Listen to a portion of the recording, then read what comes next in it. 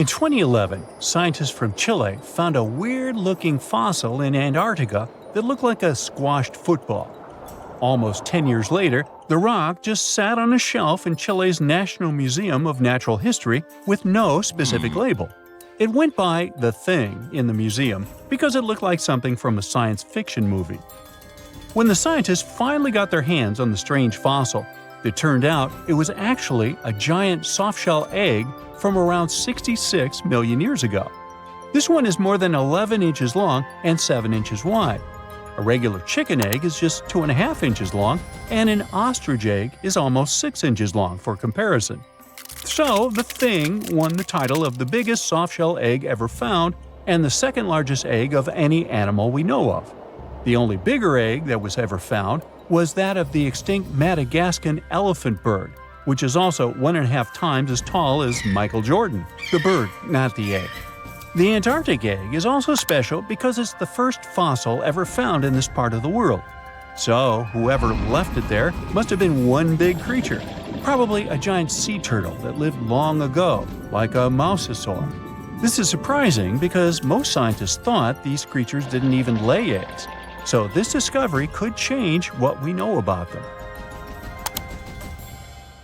The egg is also unique because it has a thin eggshell and no pores, which is totally different from most dinosaur eggs. It actually looks more like the eggs of lizards and snakes, but it came from a giant creature related to these animals. No known dinosaurs or flying reptiles from that time and place were big enough to lay such a huge egg, so it must have been a mosasaur after all. But we can't be 100% sure. Scientists did a lot of work and studied 259 types of living reptiles, like lizards and snakes, and their eggs. From this, they figured out that the mommy who laid the egg was probably at least 23 feet long, not counting her tail. During the late Cretaceous period, this part of Antarctica might have been like a nursery. Paleontologists have found bones of tiny mosasaurs and plesiosaurs in the same area, along with bones from the grown-up ones. Archaeologists in Norway made another cool but literally discovery and found dozens of arrows that had been hidden in ice for 6,000 years. They were melting out of a large ice patch in the high mountains, covering an area of about 45 football fields. In 2014 and 2016, when the summers were extra warm, scientists went to an ice patch called Langfoni to look around. They also found lots of reindeer bones and antlers there. Some of the arrows were whole and some in pieces, along with 5 arrowheads around the melting ice patch. This is more arrows than have been found at any other frozen site in the world. Some of the 68 found arrows date back to the Neolithic period, and the newest ones are from the 14th century of the Common Era. Ice is like the perfect time machine that can preserve whatever ends up there in an almost perfect condition. Langfoni became famous as one of the first ice patch sites after a local hiker found a 3,300-year-old leather shoe right next to its edge. Scientists are studying places like this to understand how people used these sites and how the ice patches from Norway to North America changed over time. Now, once upon a time, around 32,000 years ago, to be exact, a squirrel buried some seeds near a river in Siberia. Am I the only one getting the Ice Age vibes? Anyway, these seeds belong to a plant with cute white flowers. Thousands of years later, a group of scientists found these seeds buried deep in the frozen ground, about as far down as a 12-story building is tall. The seeds were surrounded by ice and bones of animals, like mammoths, bison, and woolly rhinoceroses. The mature seeds had been damaged, maybe by some squirrel, but some of the younger seeds still had good plant parts inside them. The scientists carefully took those out and put them in small containers to help them grow. And here comes the coolest part. They were able to grow the plants. Their flowers were shaped a little differently from the flowers of the same plant that grows today. After a year, the Ice Age plant even made new seeds.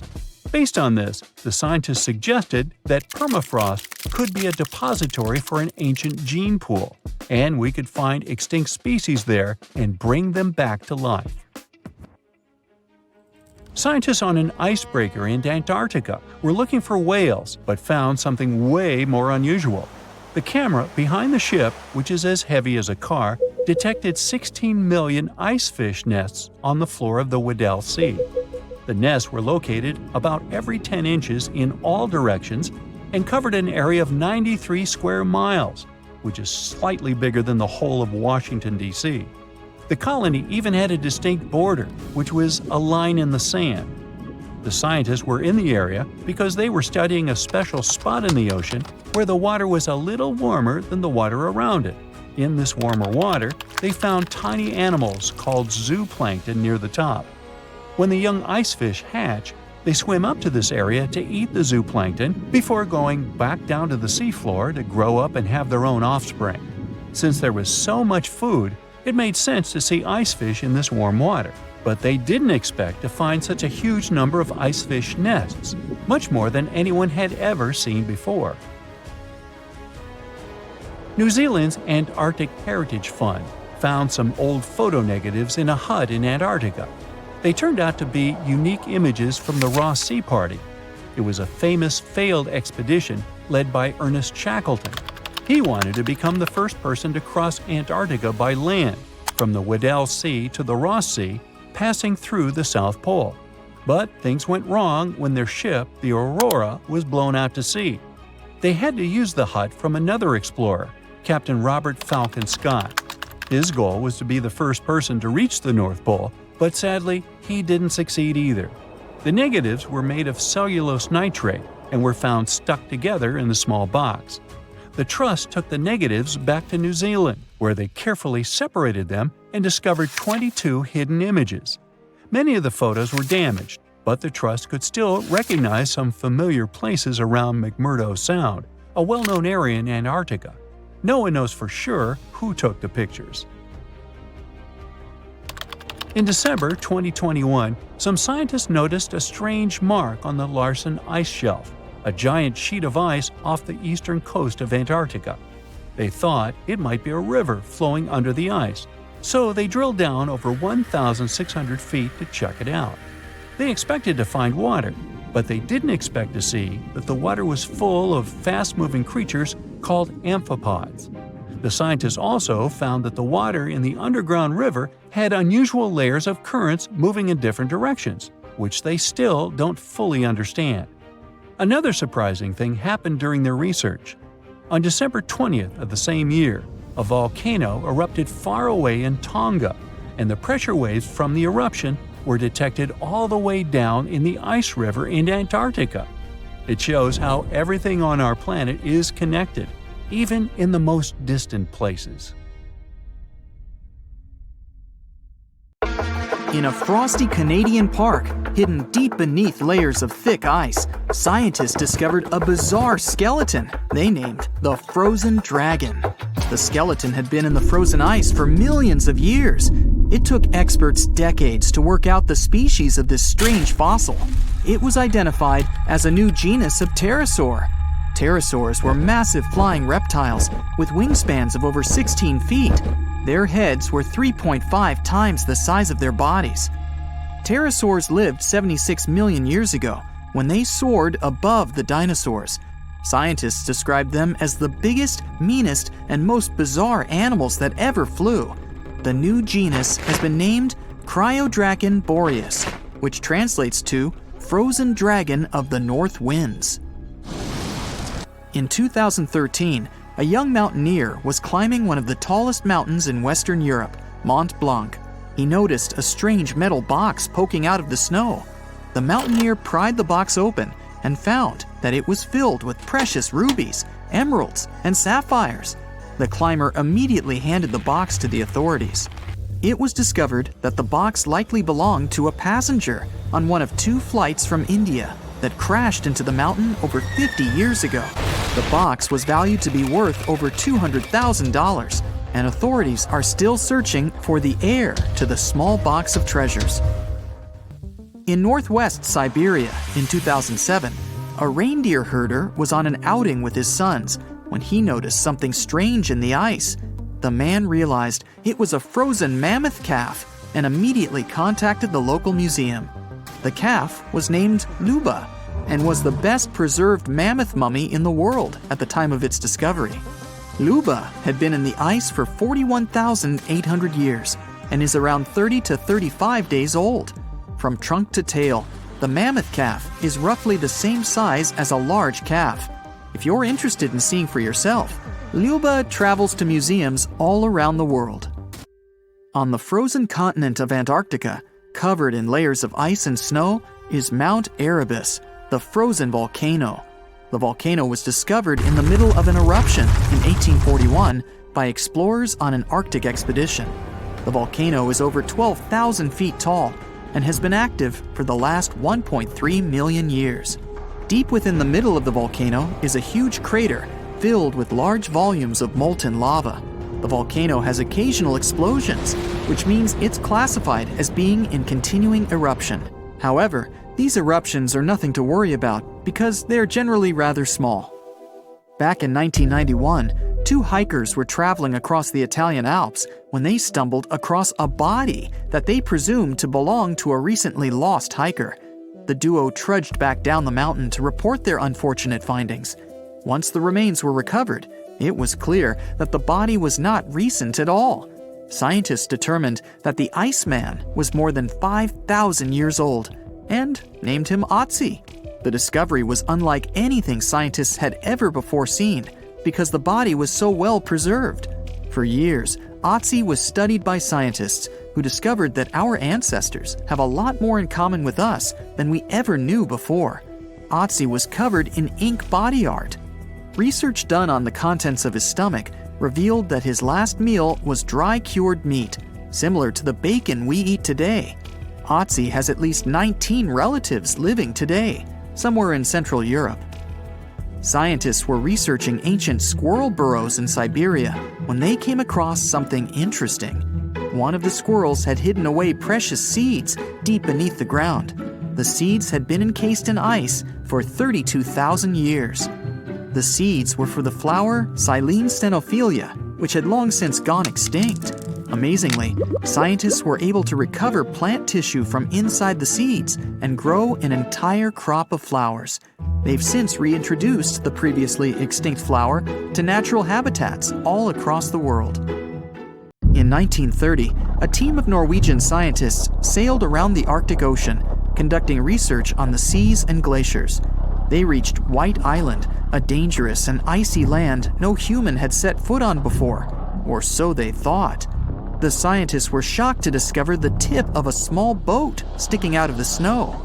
Frozen inside the boat, they found scientific equipment and various personal items, including a jacket monogrammed S.A. Undre. They had discovered the wreck of the famous Undre Arctic balloon expedition. In 1897, Swedish explorers, led by Undre, attempted to travel to the North Pole by hydrogen balloon. No one had ever heard from them ever again. People only found out what happened to them when the wreck was discovered 33 years later. It turns out that the balloon had crashed on White Island only 2 days after departing from Sweden. The explorers traveled along the island on a small makeshift boat, but were unable to make it any further. The best preserved woolly mammoth ever found was discovered in an area of permafrost in Siberia in 2010. Scientists named the frozen mammoth Yucca, after the small village near where it was found. Yucca had been frozen for 39,000 years and is thought to have been around 6 to 8 years old. Because Yucca is so well preserved, it has been studied for years and provided new information about mammoths. In 2019, scientists reported that they were able to activate cells taken from Yucca's tissue. Maybe one day we'll have woolly mammoths roaming the land. From looking at pictures and videos of Antarctica, the continent appears to be freezing cold, covered in snow, and flat, except for a few small hills. Scientists believe that too. When studying the Gomburtsev Mountains in the early 2000s, they were shocked to discover that the small rocky hills were actually the peak of a gigantic mountain formation under a mile of snow. Using radar technology, researchers worked out that the mountains are really around 10,000 feet tall and sprawl across 750 miles. This is around the same size as the European Alps, except hidden under tons of ice and snow. At a gold mine in Siberia, a businessman was examining a nearby river when he noticed something interesting in the frost. It was a small woolly rhino calf that was later named Sasha. The woolly rhino has been extinct for 15,000 years. It's thought that Sasha could have been frozen in the ice for up to 39,000 years. Sasha is unique because it's the only full-body woolly rhino to have ever been discovered. Glaciers around the northern Italian town of Palo have begun to melt. Artifacts from decades and even centuries ago have been discovered pouring out of the ice. Personal belongings from soldiers have been found, things like diaries, photographs, and even love letters. Historians have even uncovered an entire cabin preserved beneath the ice. The cabin was filled with hard metal helmets and clothes. In 1845, Sir John Franklin embarked on an ill-fated expedition to the North Pole. The crew traveled on 2 ships, HMS Erebus and the ironically named HMS Terror. The expedition met with disaster, and both ships were lost to the icy waters. In 2016, the HMS Terror was discovered by a team of researchers. Despite being lost for 170 years, the freezing cold waters had maintained the ship in pristine condition. Scientists describe the ship as frozen in time. Dinner plates and glasses were still on shelves, beds and desks were still in order, and even the passengers' luggage appeared to be in good condition. The HMS Erebus was also discovered nearby, but due to changing water conditions, the ship wasn't in great shape. The glacial ice surrounding a mountain passageway in Norway that was notoriously used by the Vikings has revealed hundreds of ancient artifacts. One of these artifacts was a giant unopened wooden box that was welded together. Researchers were beside themselves with anticipation, waiting to open this box. They believed it would be filled with Viking treasures or artifacts that would give us an insight into ancient society. When they opened the box, all that was inside was a plain old beeswax candle. It turns out that this box wasn't actually as old as they thought it was. By analyzing the candle, they discovered that the box dates back to the 17th century. The age of the Vikings had ended by the 11th century. It's likely that the candle box belonged to a farmer who was shipping it from his summer farm to his winter farm to light up the long nights. The legend goes that a dwarf named Fafnir was famous for his strength and courage. Because of his qualities, he was tasked with protecting their kingdom. Dwarves were known to gather a lot of wealth, so a bit of added security was a must. I mean, they lived in a house made from gold and precious gems. But Fafnir also had another special talent. He was able to shapeshift. Tricked by Loki, the Norse spirit of mischief, Fafnir was taken over by his greed and the shine of his father's treasure. He decided he did not want to share any of it, not even with his father or his brothers. He stole it and ran away all by himself to a place he'd be hard to find, the middle of the desert. To protect his wealth, Fafnir transformed into a huge dragon. His new appearance looked like a huge snake, powerful and scary. His magical powers did not end there, though. Because the dragon couldn't fly, he also spread poison all around his new home, so no one had a chance to survive if they wanted to take his gold away. Fafnir was soon defeated by a young hero named Sigurd. The legend of Fafnir tries to explain why family is more important than greed. It also shows the many magical powers dragons possess. But the most interesting part is that it's quite a good example of how dragons came to be in our tales. But hey, this is just one of the many stories mentioning dragons. Just switch on your TV or peek into any bookstore, and you'll surely stumble upon dragons somewhere. Variations of dragon-like creatures have been described in stories from all over the world, from Asia to Northern Europe. Most of these creatures are depicted with reptile-like bodies, wings, and claws. And the scariest trait of them all, they can breathe fire out of their mouths. The name of these creatures comes from the Latin word draconum, which translates to huge serpent. But let's take a trip down memory lane to see how it all started. An Asian historian, for example, discovered some fossils back in the 4th century BCE and decided that he'd stumbled upon dragons. It's easy to understand why he got so confused if you look at a fossilized stegosaurus. It was 30 feet long, 14 feet tall, and covered in armored plates and spikes. The Nile crocodile might have gotten mistaken for a dragon too. It still exists today and lives in sub-Saharan Africa, but it may have been more popular in ancient times. When reaching maturity, Nile crocodiles can grow up to 18 feet long. But that's not all. It can even walk with its body off the ground, and some were even pictured standing on their two back legs. Goannas are dragon-like lizards that live in Australia. Large as they are, they also have razor-sharp teeth and claws, and are also known to even produce venom. It's easy to see why goannas may be the source for the Australian version of dragons. When humans first discovered whale bones back in the day, we had no idea these animals lived in the sea. Given their size, we surely must have thought they were dangerous. And because we rarely see whales, if we don't go underwater of course, they were poorly understood and easily mistaken for dragons too. Probably the most interesting source of dragon mythology is actually the human brain. In a book called An Instinct for Dragons, there was a theory which claimed that dragons existed in almost all ancient cultures because we had evolved to fear large predators to survive. We aren't the only mammals to do this. Monkeys have an innate fear of snakes and large cats too, for example. When you combine these natural traits with folklore, you get a lot of dragon stories everywhere, adapted to each region. Reptilian beasts with magical powers date back as far as the origins of human civilization itself. I'm talking about ancient Mesopotamia. Humans back then used to believe in all sorts of creatures, but their head spirit was Marduk, the patron of the city of Babylon. If you look at the artwork from back then, Marduk was depicted with a snake-like dragon at his side. It could be either nice or vengeful, depending on what mood it was in. If you want to sign up to become a dragon, the first thing they'll ask you at the interview will be if you can breathe fire, of course. So scientists have tried to look into some ways that could make it real for dragons to breathe out fire without damaging their throats. To do that, they examined the bombardier beetle. This eccentric insect can pack up some really hot substances in its belly.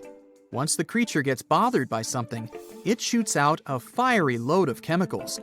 In all fairness, it's not really fire, but it does burn, so it's close enough. Going back to dragons, they'd need to have similar glands in their throats to produce the same effect. But where do dragons come from?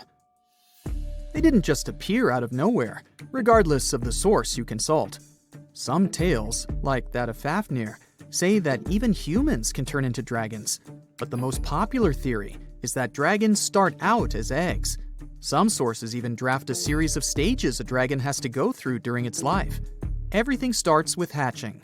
Dragons are said to eat their way out of those shells and break the sides of the egg. Then there's the wormling stage, which is what dragon specialists, or dragonologists if you like, call a newly hatched dragon. It's still small and weak, but don't worry, it can take care of itself pretty well. The rest of a dragon's life stages are pretty self-explanatory. There are grown-up dragons, then ancient ones. A dragon's life ends when it reaches the twilight stage. Some sources claim dragons never stopped growing. Others even say they never reach the end of their lives. They just pass on to another type of spiritual existence. Dragons are known to be the symbol of a lot of different things, but that all depends on their origin. In some regions of Asia, they are known to bring luck, power, and wealth. To become a powerful warrior in Britain, you'd need to first defeat a dragon. That's why you often see them on flags. The flag of Wales, for example, has a large red dragon on a green and white background. Western stories aren't as nice to dragons. They are often seen as evil and vengeful. Another myth associated with dragons is that they love gold and precious stones. This greedy side of their temperament seems to date back to ancient Greece, where dragons were tasked with guarding treasures. Some of these guarding dragons were seen in such tales as The Hobbit and in the Harry Potter series. As for dragons' magical abilities, they also vary a lot. Some were said to have blood with supernatural properties. Some were rumored to be able to speak. Others were famous for their wisdom. A lot of dragons in ancient literature could fly or shapeshift, even into humans. Some real-life creatures got their names thanks to bearing a resemblance to dragons, like the dragonfly that has more than 5,000 subspecies we know about. It got its name from folklore tales, as Europeans in the Middle Ages saw it as an evil insect. Dragonflies were accused of some really nasty things, like biting people's eyes and mouths. But the creature that resembles mythical dragons most is a reptile called the flying dragon. They're seen in wooded areas of Southeast Asia. They don't really have wings per se, but parts of their ribs are elongated to support some extra skin that allows them to leap through the air between trees. Those wings are also brightly colored and contrast with their brown bodies. Your heart is racing. You're running for your life from one of the biggest creatures you've ever seen.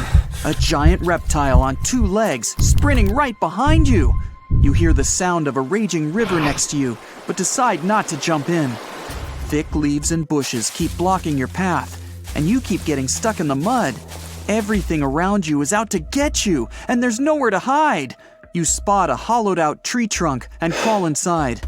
Whatever's out there is getting closer and closer. You hear deep guttural breathing and huge stomping. It's getting closer. You see a large tail from a crack in the tree trunk, swinging and knocking down bushes and small trees. Whatever it is, it's sniffing you out like those dogs at the airport. And right next to your face are giant bugs the size of a house cat. Perfect. You've always been scared to even look at crawly little things, but this one's so close and so big, you can actually see its facial features. It's looking at you like you're the alien. You want to scream, but can't. Then, out of the darkness, more bugs. They're curious things, flicking their antennas all over your body.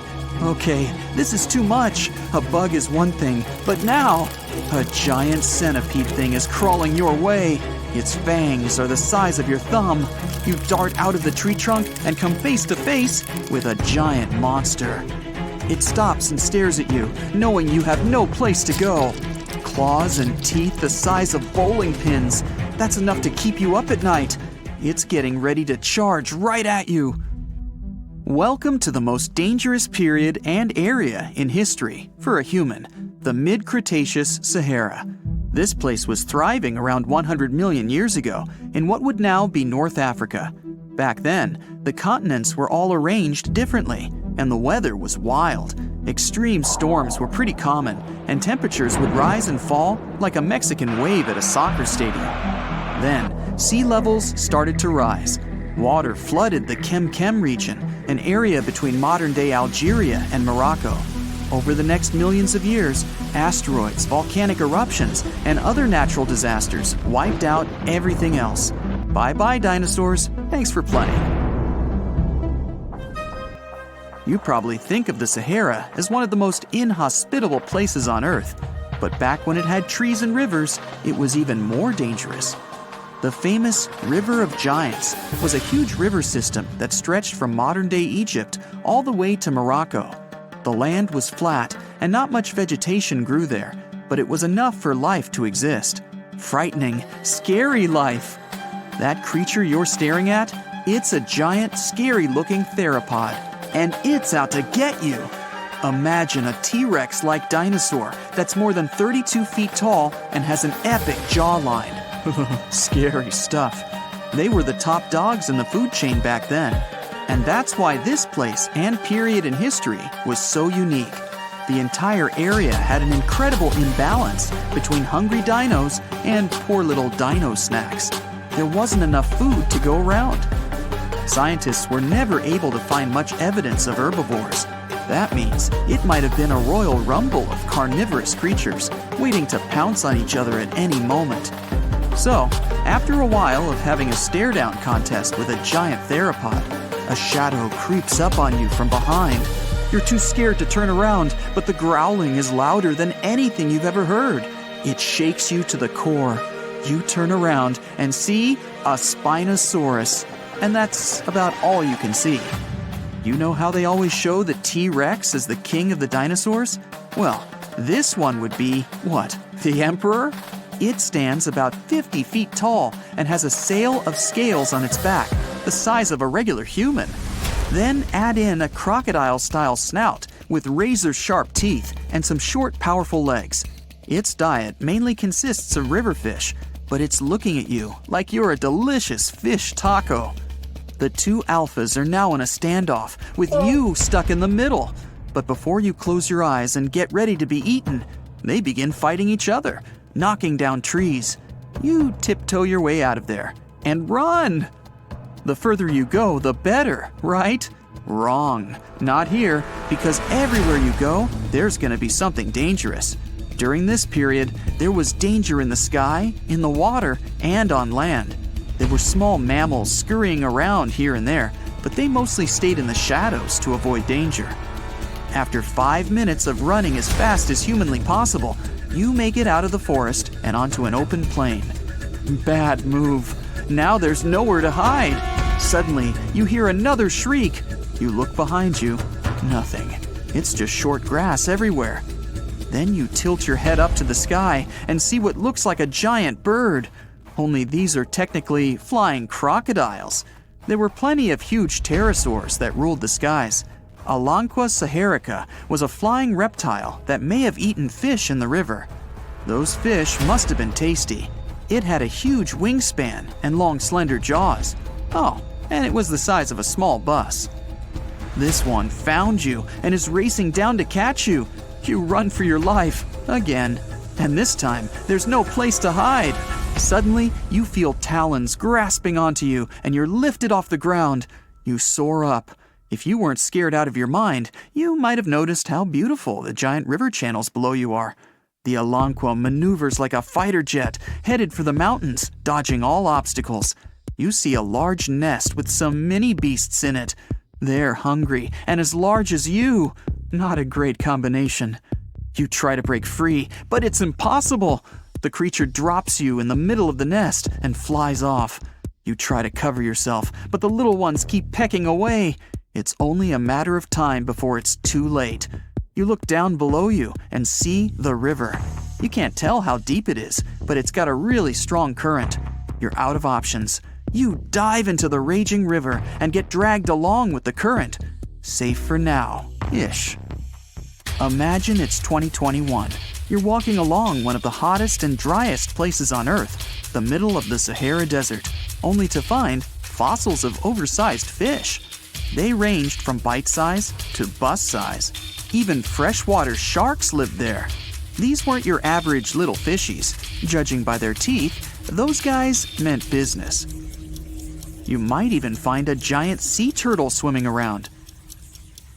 Okay, back to your wacky adventure.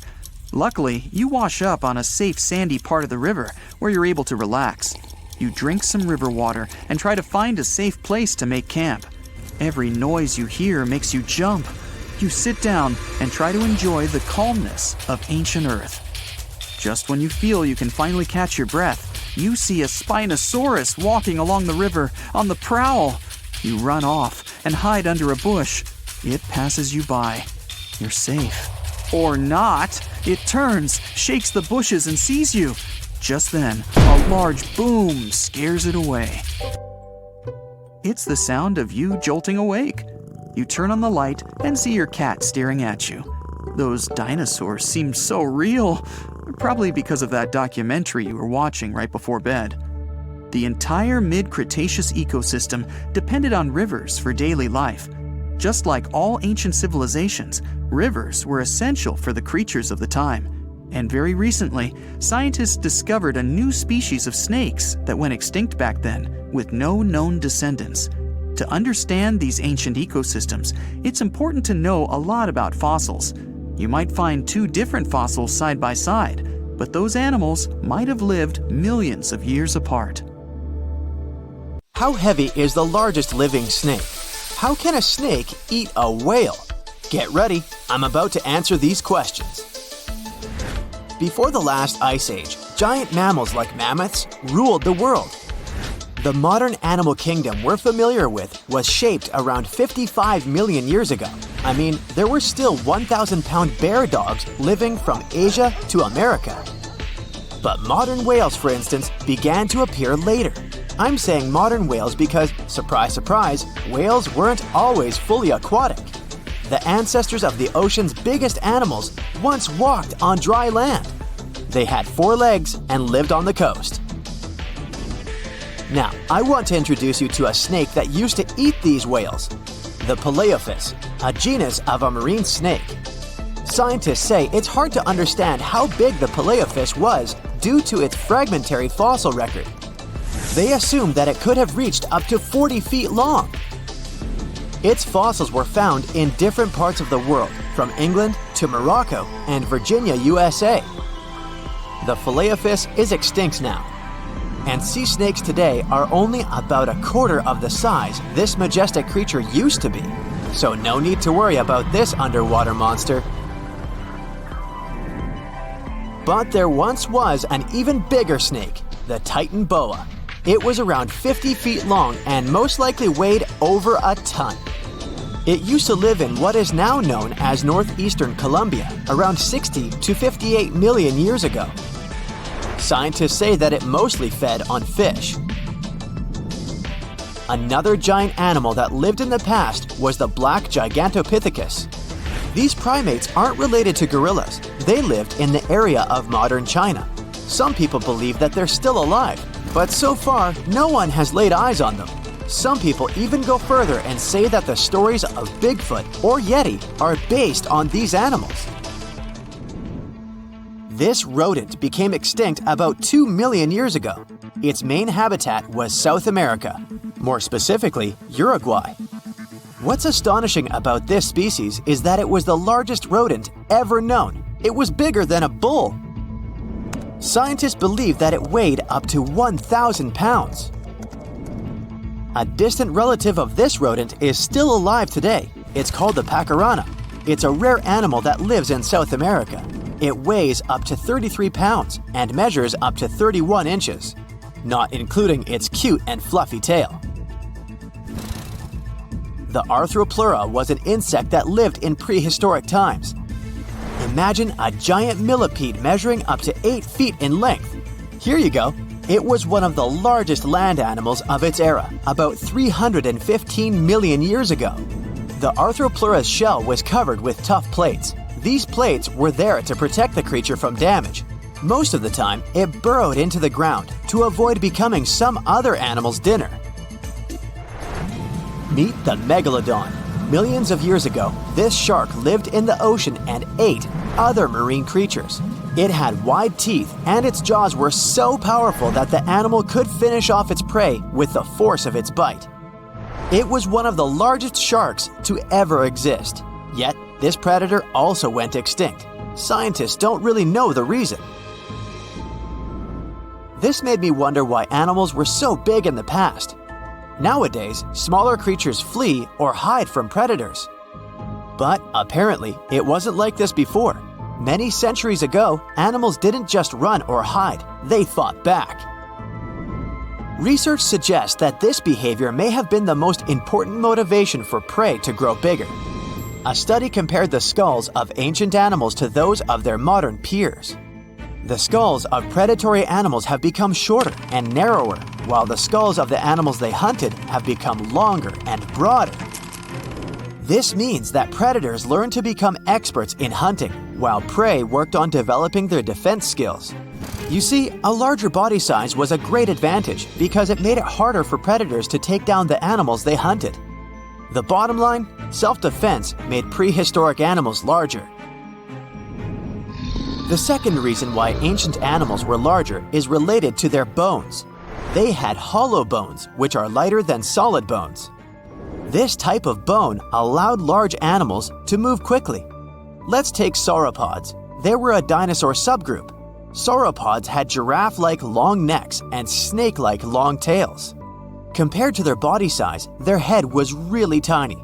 But since their bones were quite light, they could move around without having to carry additional weight. The eating habits of these animals were also related to their body size. When experts examined the fossils of one extinct mammal species, they found out that these animals had a diet that was high in nutrients and low in fiber. And this mammal was the largest land animal of its period. In other words, following this diet, mammals could grow to be very large. There was plenty of food out there, so they didn't have to worry about finding it. Fun fact, these animals also took chewing out of the picture. They could swallow their food in large pieces instead of taking small bites. Environmental conditions also played an important role in the evolution of larger animals in prehistoric times. Those animals tended to live in warm, moist climates that provided them with a lot of food. They didn't have to compete for food sources. Researchers believe that because of these conditions, natural selection worked in a certain way. I mean, body size was more important than such traits as agility and speed. Oh, and did you know that large animals tend to produce more carbon dioxide? And ultimately, a bigger volume of carbon dioxide increases the amount of vegetation in the animal's habitat. As for the abundance of oxygen in the atmosphere at that time, it could be another vital element for some animals' growth. A good but scary example of an animal that benefited from the high levels of oxygen can be the cockroach of the Paleozoic era. At that time, cockroaches were the size of modern house cats. Now this one would give me the chills if I ever faced it. Ugh. What about today? Well, there are over 3,000 species of snakes on Earth. The smallest snake in the world is the Barbados thread snake. It's only around 4 inches long when fully grown, and the largest one? It's the reticulated python. This snake reaches around 20 feet in length. The longest python was discovered in 1912. It measured 32 feet long. As for the largest and heaviest reticulated python, it was named Medusa. Medusa was approximately 25 feet long and weighed 350 pounds. These reptiles lived in Southeast Asia in rainforests, woodlands, and grasslands. Don't be confused though, the reticulated python isn't the heaviest snake in the world. This title belongs to the green anaconda. It weighs approximately 500 pounds. Green anacondas are found in South America and Trinidad in damp, humid areas. I have a bonus for you. Here is a flying snake. You can find these snakes in Southeast Asia. They don't fly like birds, of course, but they do use the power of flight. They can go as high as 300 feet. They leap from tree branches into the air. Once they take off, it's all about aerodynamics. Their main technique is flaring their ribs and pulling in their abdomens. While airborne, they undulate from one side to another and slightly up and down. This motion helps snakes to turn and glide. Why bother with all this if they can just crawl in an old-school way? Scientists aren't sure, but they believe it might be related to escaping from predators. This way, they move from one tree to another without having to get down to the ground. Every now and then, people discover fossils of animals that lived millions of years ago. These ancient discoveries continue to capture our imagination. Which of these animals would you like to see alive? He's known as a creature of pure terror, a monster that inspires fear in all who gaze upon him. His name is Bigfoot. This hulking beast was said to have shaggy fur covering his massive frame.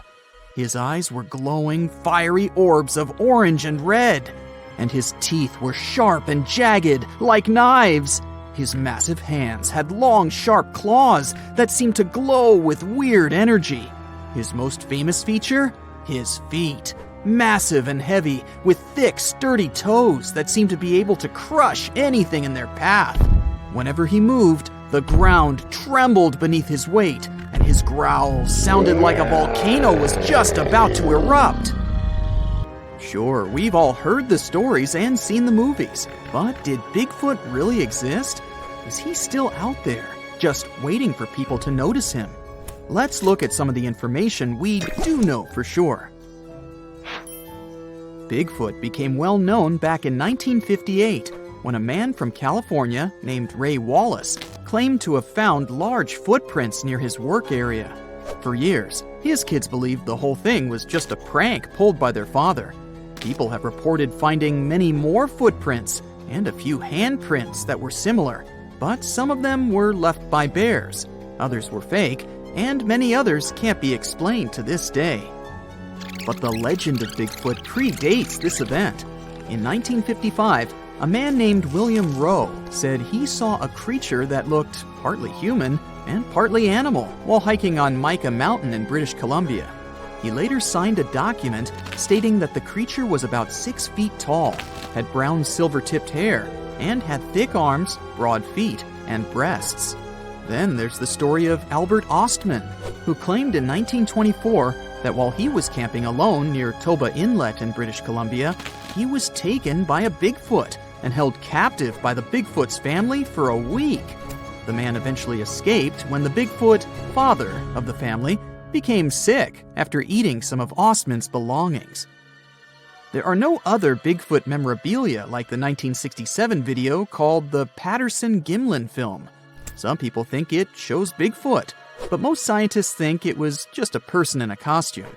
The film is still often used by people who believe in Bigfoot as evidence that it's real. There are even scientists who think the film might not be fake.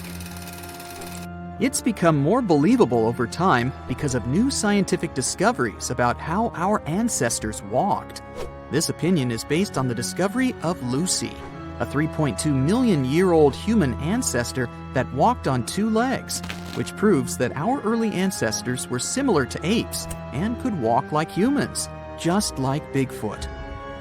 There's also a video on YouTube of Bigfoot in Provo Canyon, Utah that's very popular. The video shows a big black animal in the trees, possibly eating or looking for food. As the camera zooms in to get a closer look, the creature stands up on 2 legs like a person. Obviously, the people filming it got extremely frightened and ran away at once. The video was posted in 2012 and has been watched more than 7.6 million times. The people who made the video were not really looking for Bigfoot. They were simply camping and wanted to see some deer. They initially thought that they saw a bear until the huge creature stood up and looked straight at them. They ran to their car and left their tent and stuff behind. Their belongings are most likely still there. Skunk apes are said to be a species of Bigfoot-like creatures that people think live in swamps in the southern United States. In 2013, a video was posted on YouTube showing a potential skunk ape in a swamp in Mississippi. The creature in the video appears to be very strong and has short, broad shoulders, a small head, and long legs. Some believe the video is real, but others think it's a hoax because the camera often moves around quickly or the person filming runs away just when the creature is about to be seen clearly. This makes it hard for skeptics to believe in the existence of Bigfoot, and they've continuously asked for more evidence, like pieces of Bigfoot bones. This is probably the reason why 2 men claimed that they had found a frozen Bigfoot while hiking in Georgia. But what they had found turned out to be nothing more than a gorilla suit. They didn't back down, though. One of the men also later claimed to have injured and captured another Bigfoot in Texas in 2012, and even charged people to see it. But later he admitted it was fake too. In reality, we have no physical evidence that this creature exists or ever existed. Whenever people claim they have proof that Bigfoot exists, scientists usually find that the evidence is actually from well-known animals or humans. For example, in 2014, a group of researchers examined 36 hairs that were believed to belong to Bigfoot.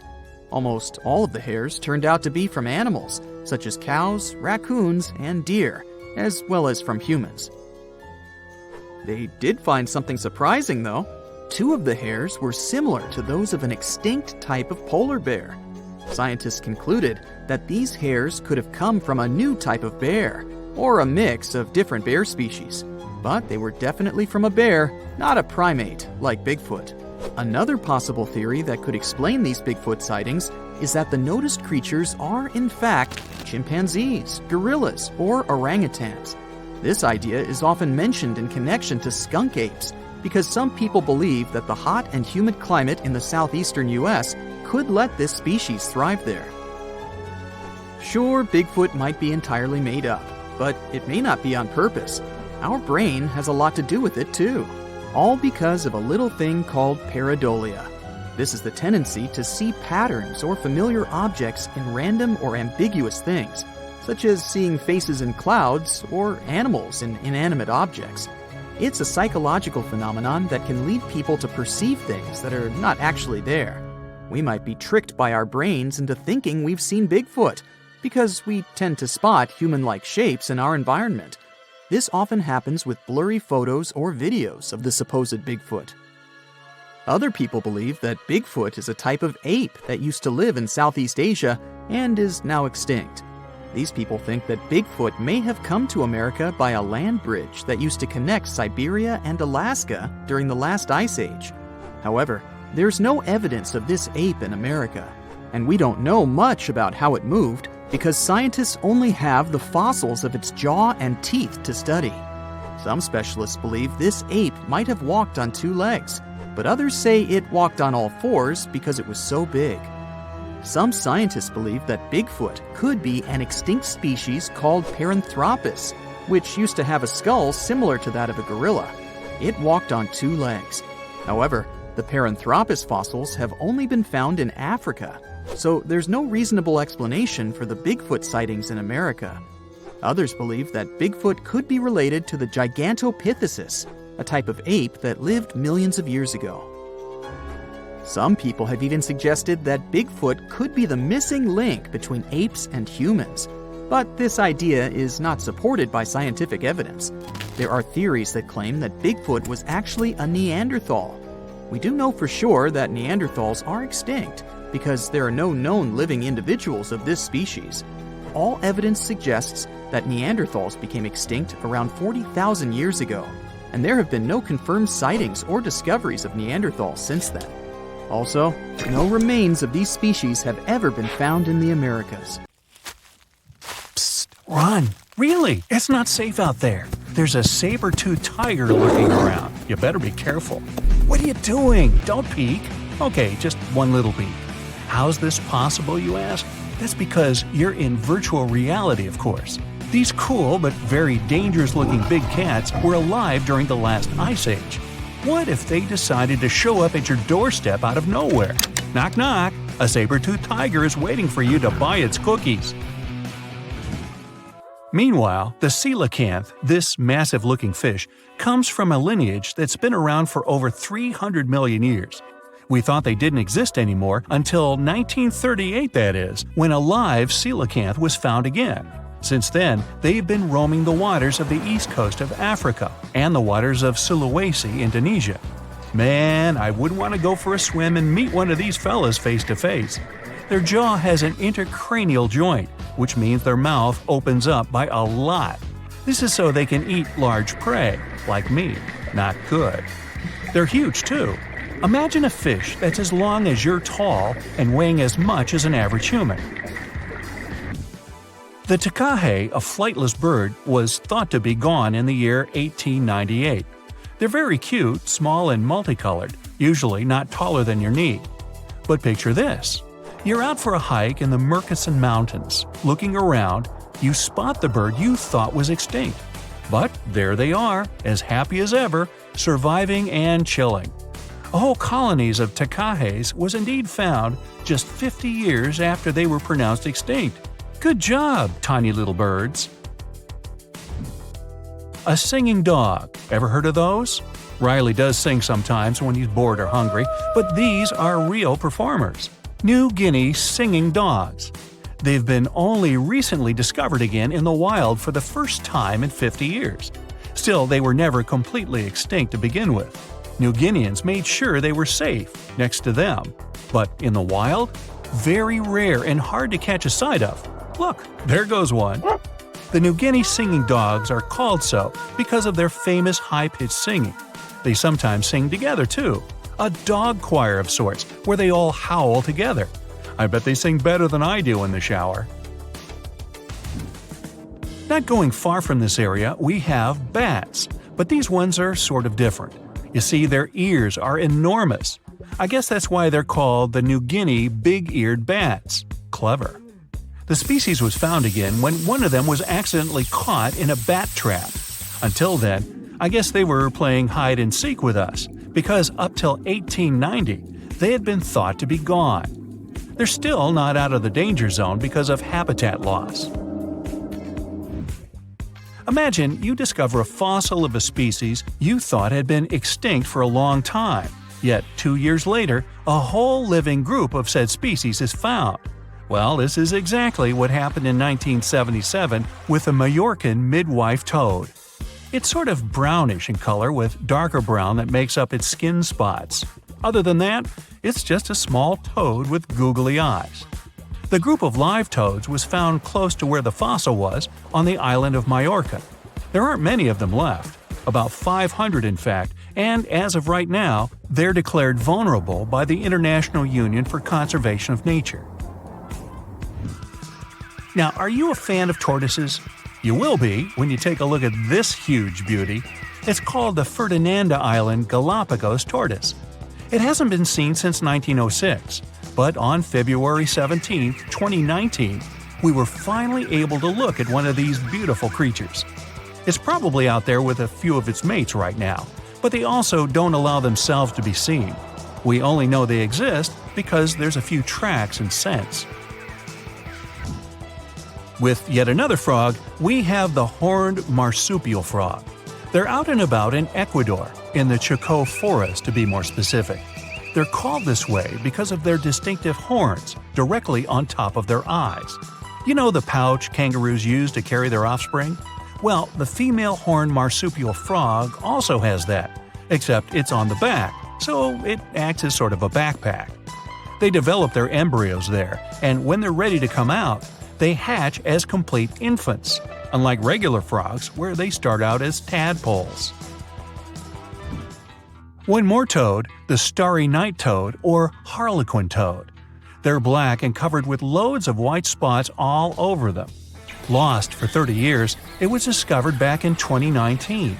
Picture them as big bodyguards, water bodyguards to be exact. Oh, that's a very big toad on your screen. Well, for the Arhuaco people, that's exactly what they are, guardians of water. They also have their own name for them, Guna. Sounds like a cheese. When scientists found them yet again, they came across 30 of these little creatures, but initially, they were expecting only one. Well, what a nice surprise. Here's a tiger for you, although it doesn't quite look like your typical tiger. It's called the Tasmanian tiger, and it seemingly disappeared since 1936. But then, out of nowhere, people started seeing them out there in the wild just 5 years ago in 2016. They sort of resemble dogs more than tigers, or a fox maybe. Just take a look at its muzzle. Maybe even a mix of both. Then, a few others started popping up too. And if you happen to think you're seeing one right in front of you, but you're not quite sure, check if they've got stripes on their back. They're definitely out there, but still technically marked as extinct by the IUCN. Okay, picture a horse that looks straight out of a movie scene. Tiny, gorgeous fur, very well behaved. It's tiny, but it's not a pony. It's a Caspian horse. They have an interesting backstory to them. They were discovered by Louise Leyland, who got married to an aristocrat in 1957. Having moved to Tehran, Iran, she didn't quite like how the horses behaved there, so she took matters into her own hands. She took a few people with her, and off they went to the Caspian Sea mountain. And in there, they found 3 of these beautiful tiny little horses. Well, that's how the story goes. Coming up next, a possum that was found in an unexpected place. Guess where? You have 3 options to pick from: hiding in a ski resort, in the Australian outback, or in someone's apartment in the bathroom. Which one do you choose? You have 3 seconds. The right answer is a ski resort. Yes, this possum is called the mountain pygmy possum, and it's originating from Australia. So far, there are 3 different living populations of this tiny possum, but it was believed to be extinct until just 1966. There are fewer than 100 of them, so the IUCN has marked them as critically endangered. Also from Australia is the night parrot, an absolute delight to birdwatchers. Very beautiful, yet mysterious. These little fellas live in very remote areas. You can probably count on the fingers of your hand how many times these birds have been seen since they were found again in 1979. That's how rare they are. Have you ever seen a pygmy tarsier? Neither have I. It was only in 2008 that 3 of them were caught. Scientists don't really want to lose track of their movements again, so what they did was gift them with tiny little collars. This way they can live their life as happy as ever and will know they're safe. The last one I want to tell you about is the tree lobster, but as the name might mistakenly tell you, they're not really lobsters. They're just big black bugs with huge legs. Their extinction story is a sad one. In 1920, a cargo ship got stuck on Lord Howe Island, and it had rats aboard. These rats fled the ship and ran straight to land. Even though tree lobsters are bigger than most insects, they're still relatively small compared to rats. The poor things never stood a chance. Still, in 2004, life shone again for these distinct critters. A pair of Australian scientists were out and about on the island and came across 24 of them. All of them were living beneath one single shrub. Hey, if there's enough space for everyone, it's not small, it's cozy. Bottom line, it's better to be distinct than extinct. Don't you agree? Today, I'm going to tell you about creatures that had unique features which allowed them to grow to incredible sizes. They were some of the most impressive animals to have ever existed on our planet. The Argentinosaurus is a genus of sauropod dinosaurs that lived approximately 97 million years ago in what is now South America.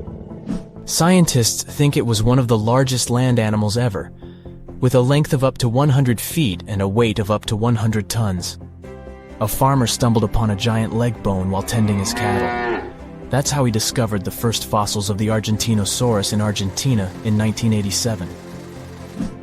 Further excavations uncovered more bones, revealing a massive dinosaur that would have dwarfed most other animals of its time.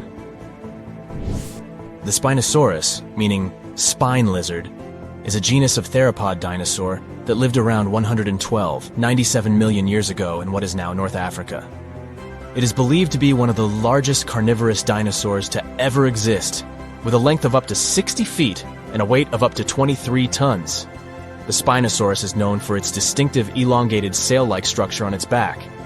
It was likely used for thermoregulation. It also had long crocodile-like jaws that were lined with sharp teeth. This allowed the creature to catch and eat large prey, such as fish, crocodiles, and other dinosaurs. The first fossils of the Spinosaurus were discovered in Egypt in 1912. The sperm whale, Physeter macrocephalus, is a species of toothed whale that is the largest toothed predator on Earth. It also has the largest brain of any animal species. It is found in oceans all over the world and can dive to depths of up to 7,000 feet in search of food. You can easily recognize sperm whales by their massive, block-shaped heads, which can measure up to 1/3 of their total body length. They have dark brown or grayish-blue skin and a distinctive wrinkled appearance. The Titanoboa is an extinct genus of a giant snake that lived approximately 58 million years ago. It is considered to be the largest known snake ever. It could grow up to 42 feet and weighed around 2,500 pounds. The first fossils of the Titanoboa were discovered in a coal mine in Colombia in 2004. This discovery meant a lot because it provided insights into the size and behavior of snakes during the Paleocene era, as well as the overall climate and ecosystem of the time. The blue whale, Balænoptera musculus, is the largest animal on Earth, measuring up to 100 feet in length and weighing as much as 200 tons. These marine mammals are found in oceans all over the world and can live up to 90 years. Blue whales have a long, streamlined body that is usually blue-gray in color with mottled patterns. They have a small dorsal fin and 2 pectoral fins that are about 1/3 the length of their body. Blue whales feed on tiny shrimp-like creatures called krill, and they eat a lot. A single adult blue whale can eat up to 8,000 pounds of krill in a day. The Leadsichthus is an extinct genus of large, bony fish that lived during the Jurassic period, approximately 155 million years ago. It is believed to be one of the largest fish that have ever lived. Some estimates suggest that it could grow up to 55 feet in length. The first fossils of Leadsichthus were discovered in England in the 19th century, and more recent discoveries have been made in other parts of Europe, South America, and Africa.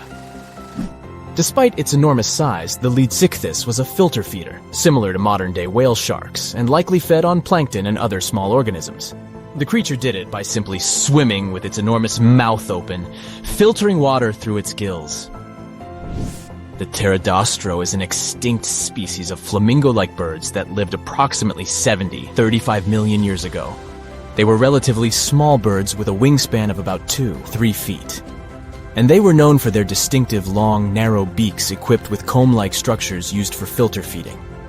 The pterodostro lived in shallow bodies of water, like lakes and lagoons, and mostly fed on small crustaceans and other tiny organisms. The animal filtered them from the water using the comb-like structures on the inside of its beak while swimming through the water. The African elephant is the largest land animal on Earth and one of the most recognizable ones. There are 2 species of the African elephant, the savanna elephant, Loxodonta africana, and the forest elephant, Loxodonta cyclotis. You can see them in various parts of sub-Saharan Africa. These creatures can be identified by their large size, gray skin, and long trunks.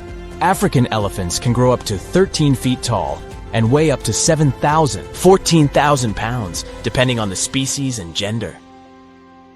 Let's go with the widely accepted theory that a massive asteroid hitting our planet wiped out the dinosaurs. It does make you wonder why mammals made it, though. One idea is that mammals were better prepared. Back then, they weren't the most popular creatures on Earth, but they were pretty diverse. They bred themselves into a huge range of species, and it might have saved them. Some said mammals survived because they were smaller, so they needed fewer resources.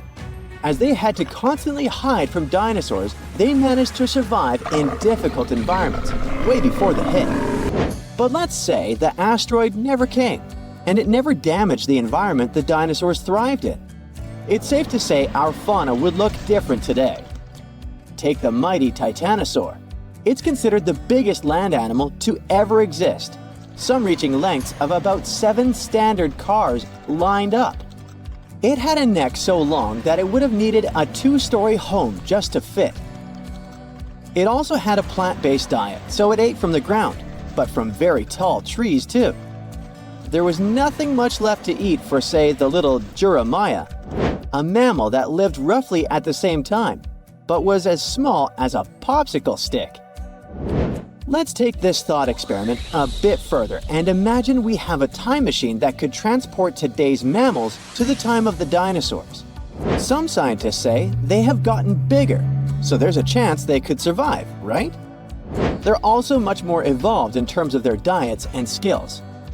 Others say definitely not. They couldn't survive, mostly because they're too small to compete with dinosaurs.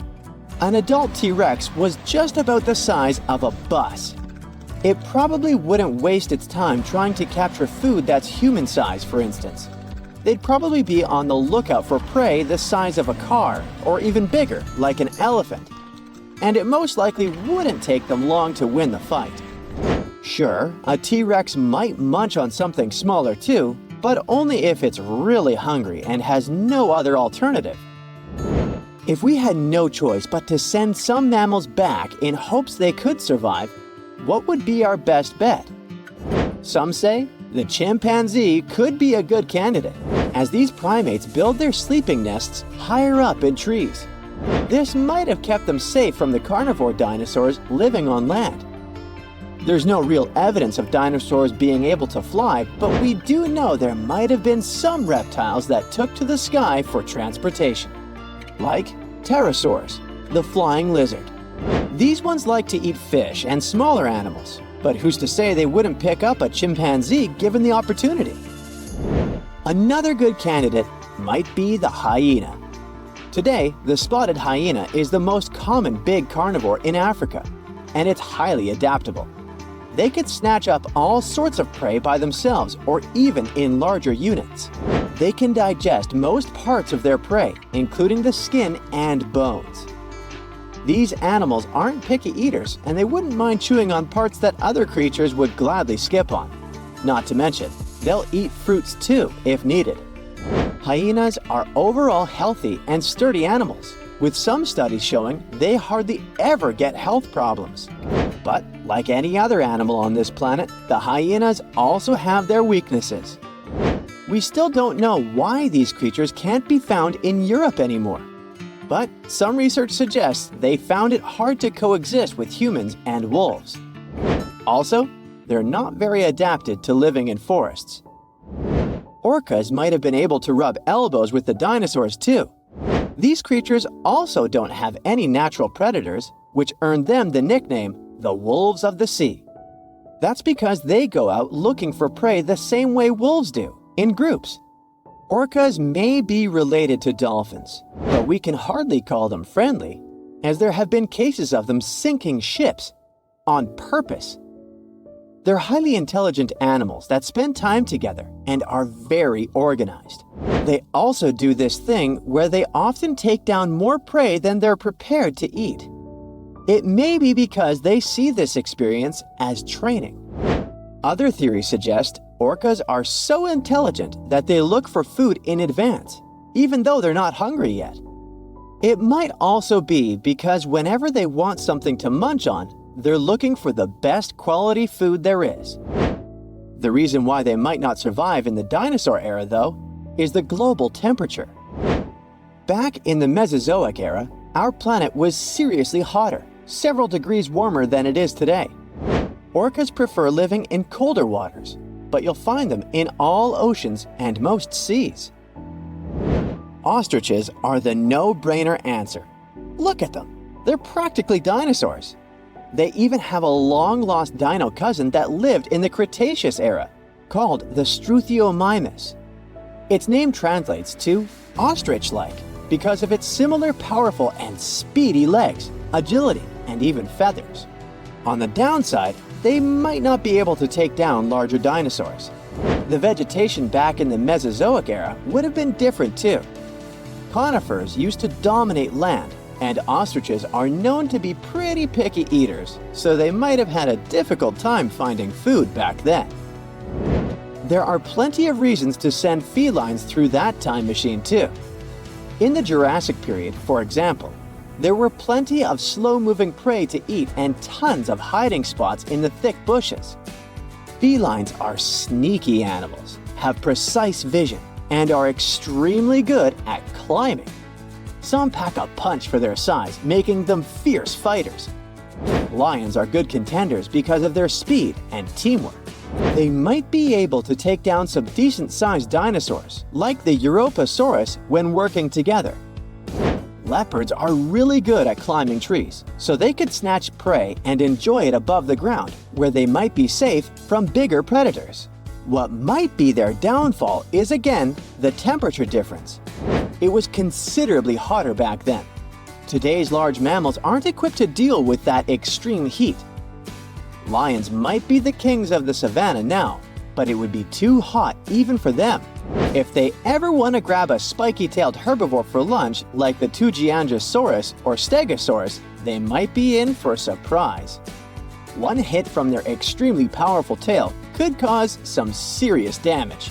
Not to mention run-ins with raptors like the frightening Saurophaganix.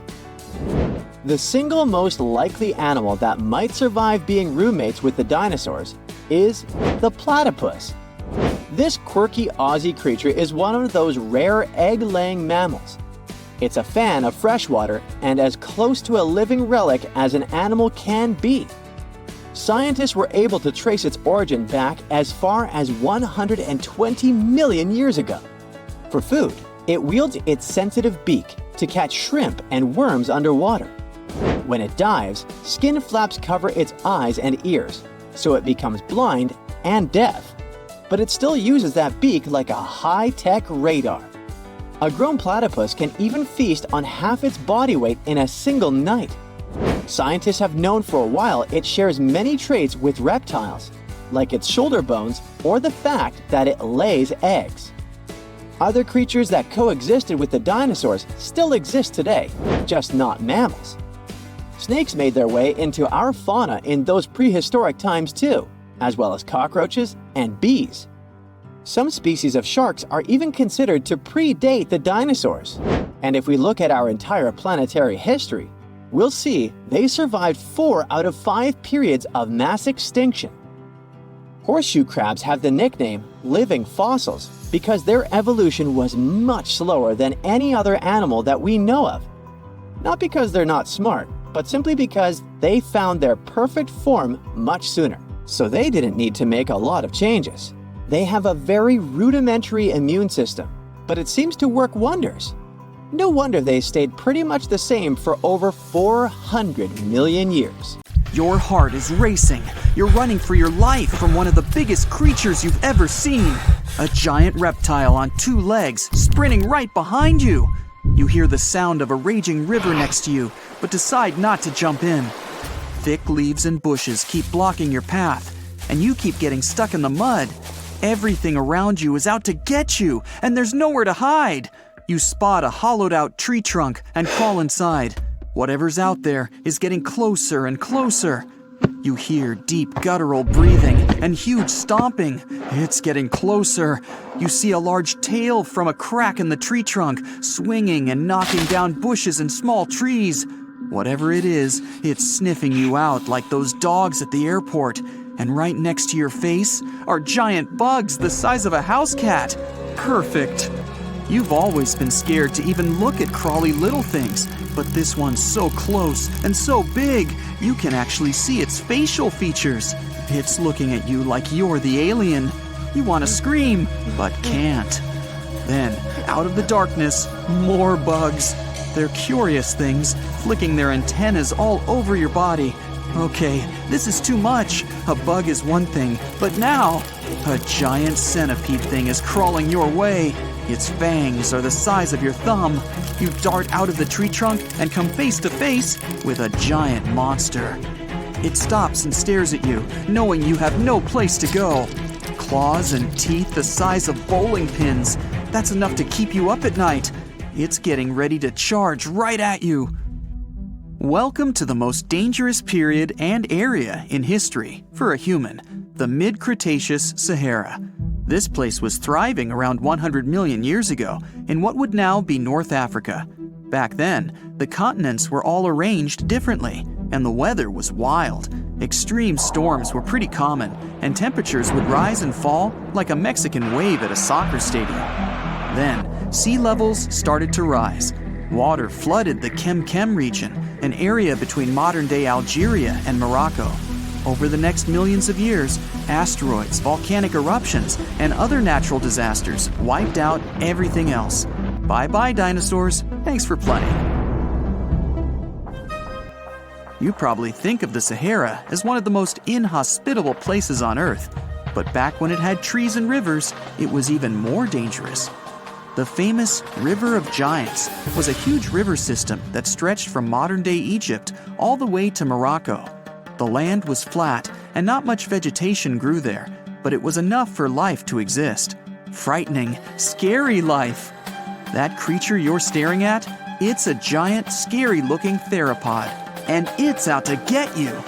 Imagine a T-Rex-like dinosaur that's more than 32 feet tall and has an epic jawline. Scary stuff. They were the top dogs in the food chain back then. And that's why this place and period in history was so unique. The entire area had an incredible imbalance between hungry dinos and poor little dino snacks. There wasn't enough food to go around. Scientists were never able to find much evidence of herbivores. That means it might have been a royal rumble of carnivorous creatures waiting to pounce on each other at any moment. So, after a while of having a stare-down contest with a giant theropod, A shadow creeps up on you from behind. You're too scared to turn around, but the growling is louder than anything you've ever heard. It shakes you to the core. You turn around and see a Spinosaurus, and that's about all you can see. You know how they always show the T-Rex as the king of the dinosaurs? Well, this one would be, what, the emperor? It stands about 50 feet tall and has a sail of scales on its back, the size of a regular human. Then add in a crocodile-style snout with razor-sharp teeth and some short, powerful legs. Its diet mainly consists of river fish, but it's looking at you like you're a delicious fish taco. The two alphas are now in a standoff, with you stuck in the middle. But before you close your eyes and get ready to be eaten, they begin fighting each other, knocking down trees. You tiptoe your way out of there and run. The further you go, the better, right? Wrong. Not here, because everywhere you go, there's going to be something dangerous. During this period, there was danger in the sky, in the water, and on land. There were small mammals scurrying around here and there, but they mostly stayed in the shadows to avoid danger. After 5 minutes of running as fast as humanly possible, you make it out of the forest and onto an open plain. Bad move. Now there's nowhere to hide. Suddenly, you hear another shriek. You look behind you. Nothing. It's just short grass everywhere. Then you tilt your head up to the sky and see what looks like a giant bird. Only these are technically flying crocodiles. There were plenty of huge pterosaurs that ruled the skies. Alanqua saharica was a flying reptile that may have eaten fish in the river. Those fish must have been tasty. It had a huge wingspan and long, slender jaws. Oh, and it was the size of a small bus. This one found you and is racing down to catch you. You run for your life, again. And this time, there's no place to hide.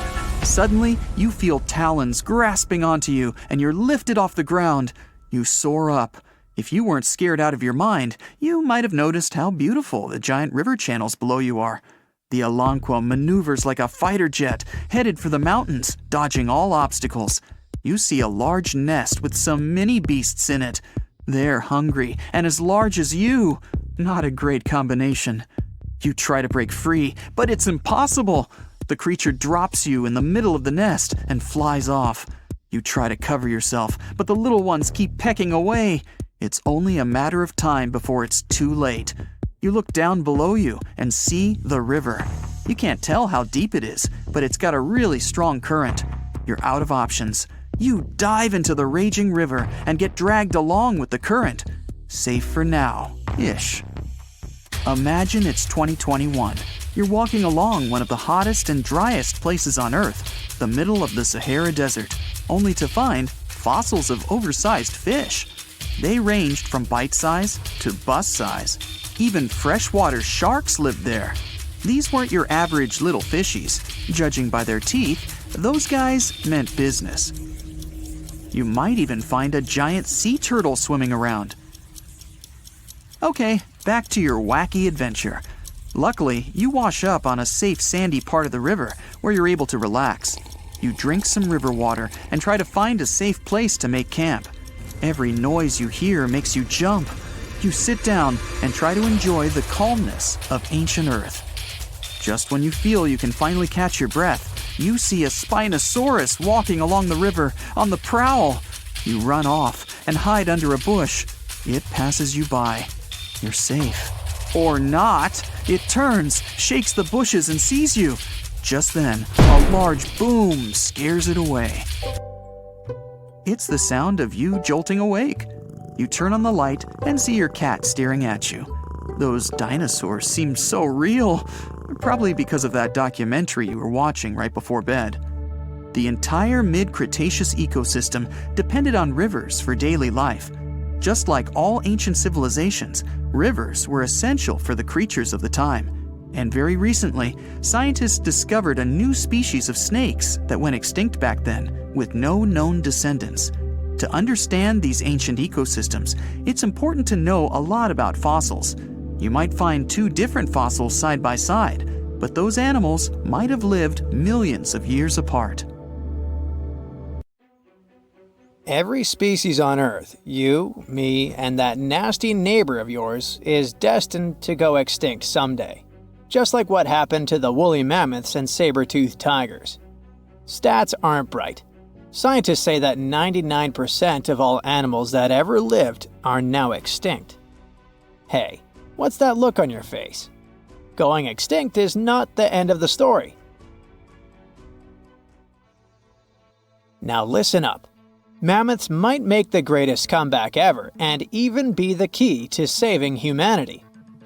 Nope, they won't give away free money so that we don't have to work anymore, but they can sorta help the weather situation on our planet. In the Arctic tundra, there's this ground called permafrost. It's like soil in the form of ice. Soil turns permafrost when it stays super cold for 2 years straight. But now, permafrost is actively thawing out, and it's bad news for, well, everyone.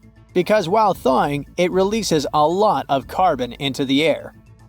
But what if we had large animals like mammoths there today? They would churn up the soil. The ground would freeze more deeply in winter.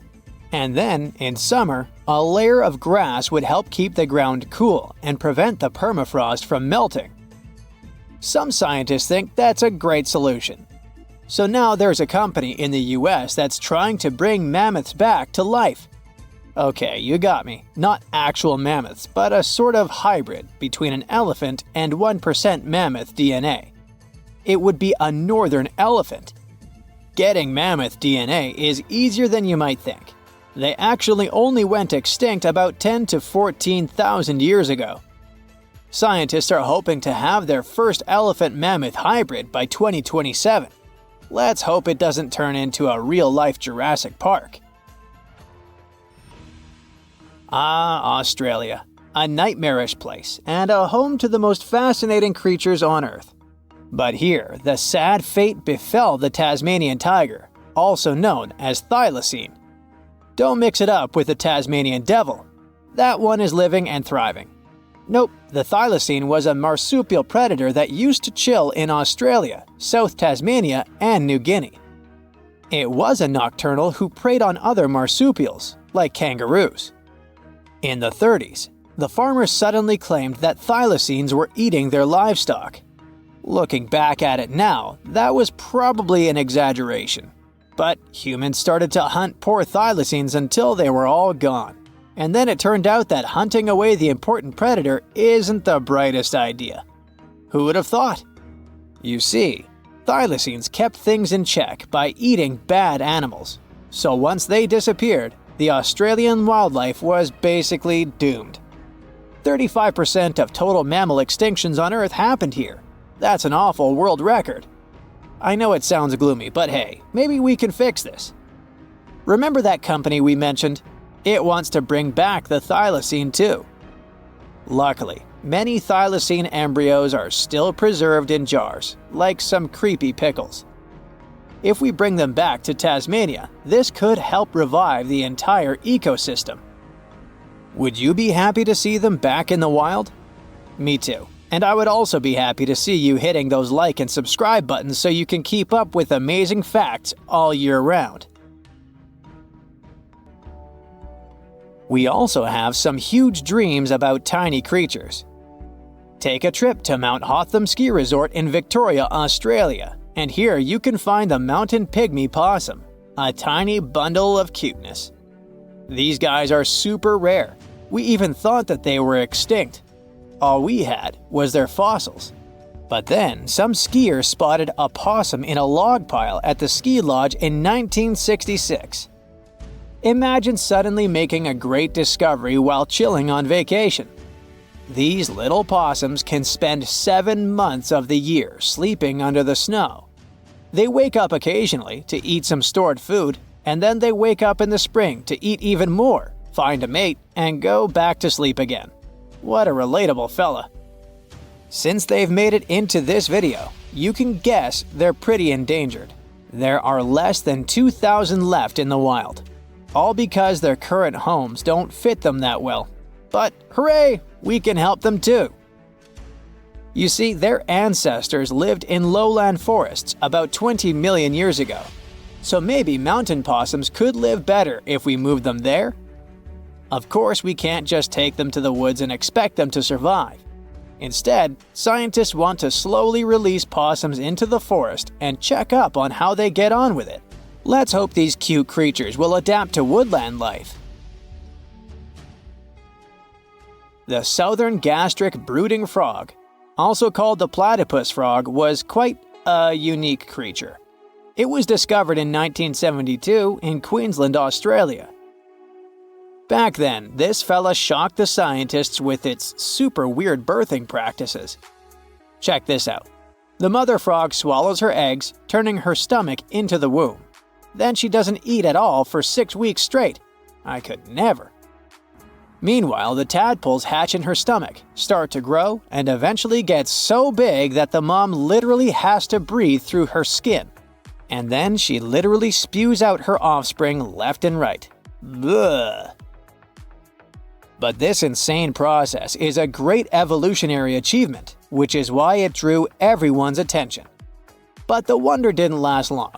By the mid-80s, all known species of these frogs vanished from their natural habitats. Why? We have no idea. There are many theories, but almost no evidence to back them up. In any case, over the years, these guys officially became extinct. But it all changed in 2013. Scientists started a groundbreaking project named the Lazarus Project. Now they want to resurrect these frogs to learn cool cloning techniques from them. Are you guys ready to copy their genetic preservation method? Yeah, me neither. But let's dive deeper. Literally go in the water. Meet the coelacanth. This creature lived in the oceans back when the dinosaurs roamed our planet, and didn't even notice the asteroids. These guys are the Methuselahs of the sea. They can live up to 100 years, and they don't even start thinking about leaving offspring until they're around 55. At least they've got plenty of time to live for themselves. We actually thought this creature had gone extinct about 65 million years ago. But then, the first Latimeria specimen was discovered off the coast of South Africa in 1938. Now they're known as living fossils. And these fish are enormous. They weigh around 200 pounds. They're also super stylish, with those lobe-fished paddles that make them look like disco balls. Oh, and they're great aerialists. Thanks to those versatile fins, they can even do headstands and swim belly up. The coelacanth is also a bit of a homebody. It's not very energetic and likes to live in underwater caves during the day, only coming out at night to snack on smaller fish and squid. Another animal who's literally me. Now we're trying our best to preserve this species, and I won't be surprised if it outlives us all. And finally, let's talk about the largest and most awkwardly looking flightless bird from New Zealand, the South Island takahe. The tale of the takahe started way back in the Middle Ages. Humans accidentally hunted them all away, and by the late 19th century, it seemed there were none of them left. But then, they were rediscovered in New Zealand in 1948. Poor guys did all they could to hide from us in the mountains, but we still got them. But it's different now. Since then, we've been trying our best to save them from extinction. There's a takahe recovery program going on, and it shows great results. They managed to greatly boost the number of birds in the wild. As of 2023, the takahe population has grown to around 500 birds. They're now considered nationally vulnerable, not nationally critical. It's a little progress, but progress nonetheless. Let's keep it up. A loud growl off in the distance makes you sprint even faster through the jungle. You run past rocks and bamboo without even looking where you're going. But you're not running away. You're running right at it. You slap yourself in the face to wake up. In front of you is a giant footprint of an ape-like creature. That's one big Bigfoot. It's not human, that's obvious. And there isn't a gorilla. There aren't any gorillas native to southern China. Is someone playing a prank on you? Here, in the middle of the jungle? Not likely. You keep walking, hacking away pesky vines and leaves, It's a scorching hot day, and you're sweating all over. You take a sip of water every 5 minutes, then every 5 seconds, and worse. Your skin is apparently the hottest new buffet around. Hundreds of hungry customers, well, mosquitoes, buzz around waiting for a second helping. It's almost sunset now, but you're determined to find your prize. Suddenly, a large shadow blocks out the sun. Whatever it is, that thing's huge. You freeze. You're cold and afraid. Your heart is racing. Should you turn around? There's a Goliath of an ape behind you. A footprint that big. What else were you expecting? It towers over you, easily 10 feet tall, and looks at you. Is it curious or hungry? Neither seems like great options. It would look so impressive if you weren't scared out of your mind. No sudden moves. It'll either run away or make you unrecognizable if any search party comes around looking for you. You slowly take out your camera to snap some pictures of it. So far, so good. It's just watching you do your thing. But as you click, the flash hits it right in the eyes and it runs off into the depths of the jungle.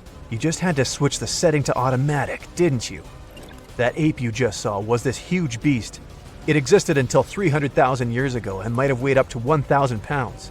Researchers think this ape went extinct, not because it froze or anything, but because it couldn't adapt to its new environment. Pretty much everything around it started to disappear, including its food, mostly fruits and bamboo. It's so awesome. Let's call it Giganto. These monsters weren't climbing up trees. They didn't have to. They could just reach up and grab whatever they wanted. Their closest relatives, orangutans, were able to adapt to new conditions of the Ice Age by expanding their diet and trying new things. Like bamboo hot dogs and orangutan skydiving. Only kidding. By studying the shape of its jaw and teeth, scientists are pretty sure it was a herbivore. So don't worry. These apes aren't going to think you look like a mid-morning snack. But that doesn't mean they'll be picking daisies while you stand nearby snapping some selfies. A powerful gorilla can lift around 20 times its own body weight, which means that it's around 10 times stronger than a human. And on average, a gorilla weighs somewhere around 300 pounds. You don't need to do the math to know not to mess with these awesome creatures. They can take down a banana tree without even breaking a sweat, and could probably bench about 5 times the world record. Giganto would tear it up in the Olympics, literally. You're still in shock, even though a snake is slithering right up your arm. You pull yourself back together and brush it off. You've already had your fill of freaked out for the day. A snake doesn't even make you flinch. Did you really come face to face with an actual Giganto? Maybe the last of its kind? You race back to your colleagues and they can't believe it. The next day, you gather some of the more brave researchers and head back out into the jungle. Everything looks so peaceful. You and your team are trekking through a panda's paradise. Bamboo as far as the eye can see. But today, you're on the lookout for Panda's big bad grandpa. If it was a Giganto you saw that fateful day, chances are it'd love this bamboo grove. In such a lush environment, competition for the best real estate could be fierce. And pandas aren't exactly scared. Nobody knows how peaceful Giganto was, but even herbivores get angry. You retrace your steps to the same spot where you encountered the creature the other day. Nothing, not a single clue. Then, footprints. Bingo! They might not be Gigantos, but your instincts tell you to follow them anyway. You reach a vine-covered cave next to a small stream. A lot of the bamboo branches have bite marks around the edges, large or small. Most wild animals don't really like sleeping out in the open. It's time to check out that cave. The intriguing thing is that this cave looks like it was built from the ground up. Did this creature evolve enough to figure out how to build a DIY home? Other animals do. Beavers have a built-in instinct to construct dams and rivers. That's how they stay safe, and that's where they store their food. Plus, the dam lets them chill all day in their improvised pool. Did Giganto really build this thing? You and your team approach the cave cautiously. You don't know if it's in there sleeping, or maybe a dozen of them are watching you all, waiting for you to enter. Maybe it's out gathering food and only comes back at night. You can definitely hear something, but it's not the sound of a fierce creature. It sounds more like a beep. You tiptoe in and see your watch. The one you dropped when you first saw Giganto. Out of nowhere, you feel a rumble. Earthquake!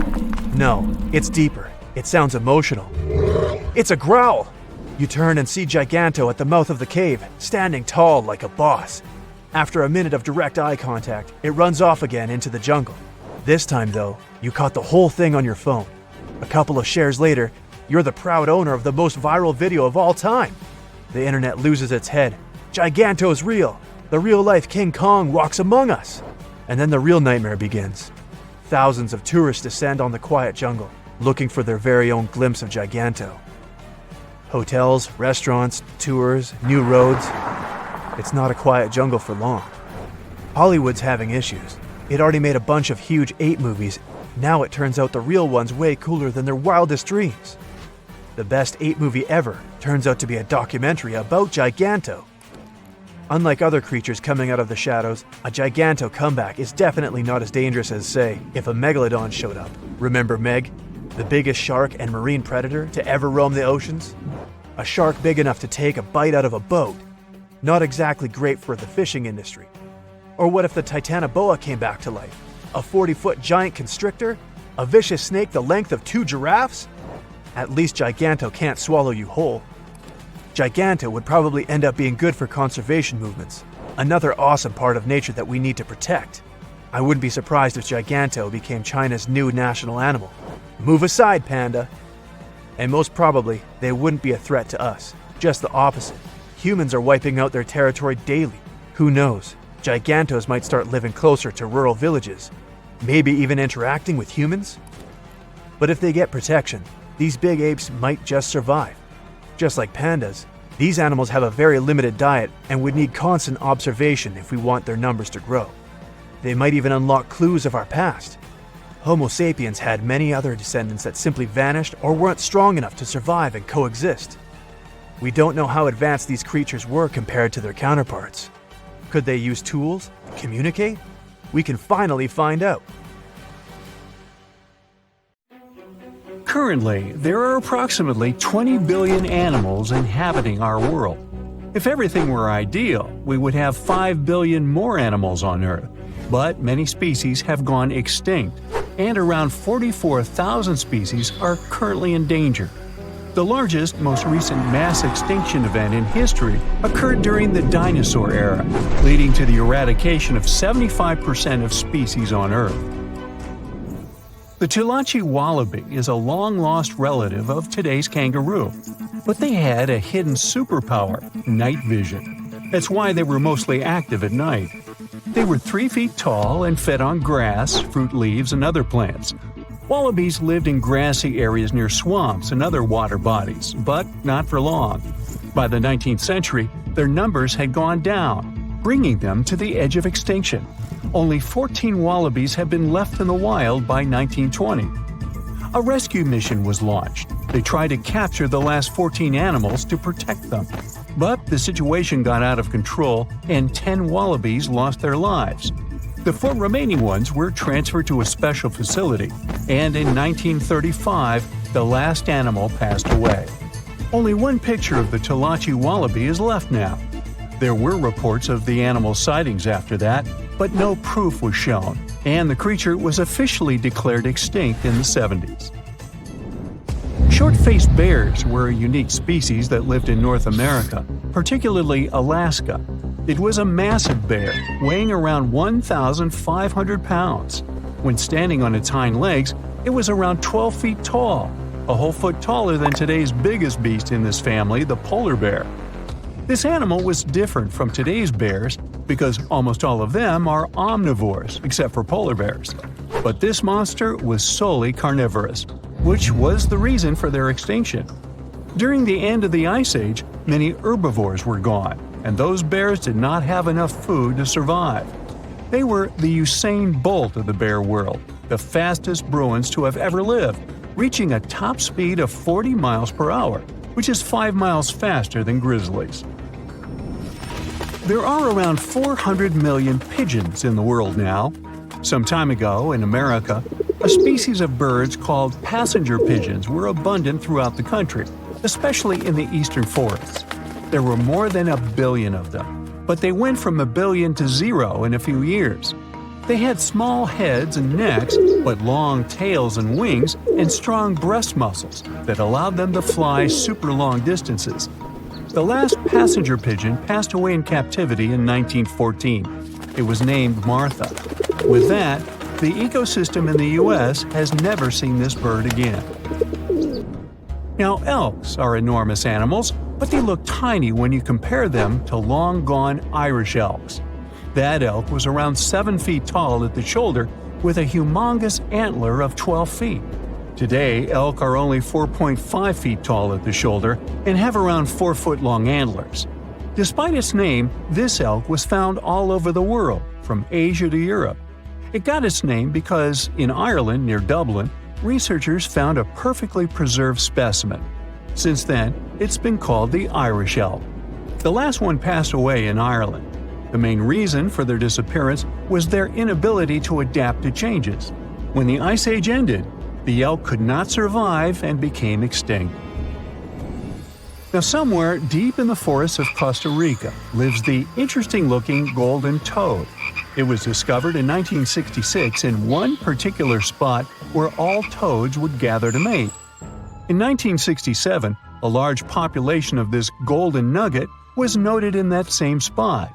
But the following year, only 10 to 11 toads were seen, and the year after that, in 1968, only one lonely male toad showed up at the spot.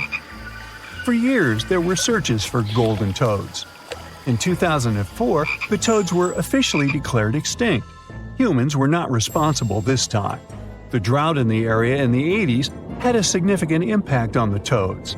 Still, the last straw was the arrival of a new fungal species that caused the animal's skin to thicken, eventually leading to the toad passing away.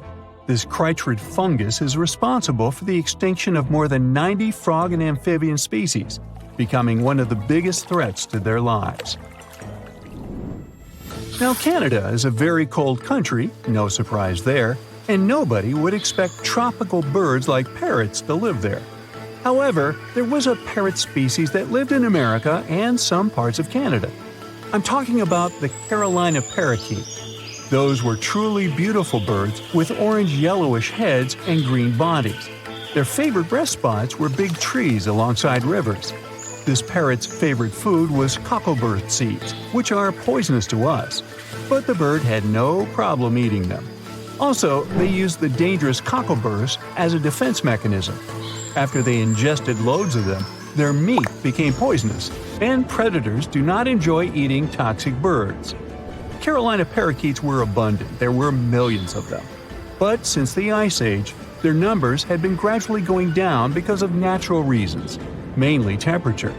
By 1935, no such parakeets were left in the wild.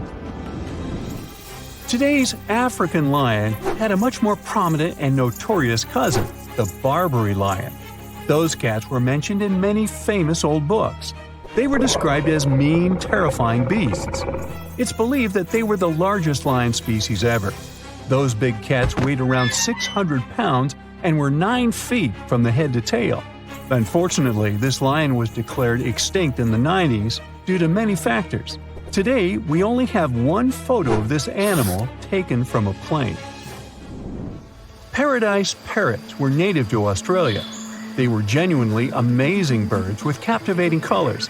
What was unique about them was their nesting habits. They only nested in termite mounds. This parrot was always on the edge of extinction, and the reason for that is still unknown. Mice, rats, and other animals also hunted them, and it added fuel to the fire.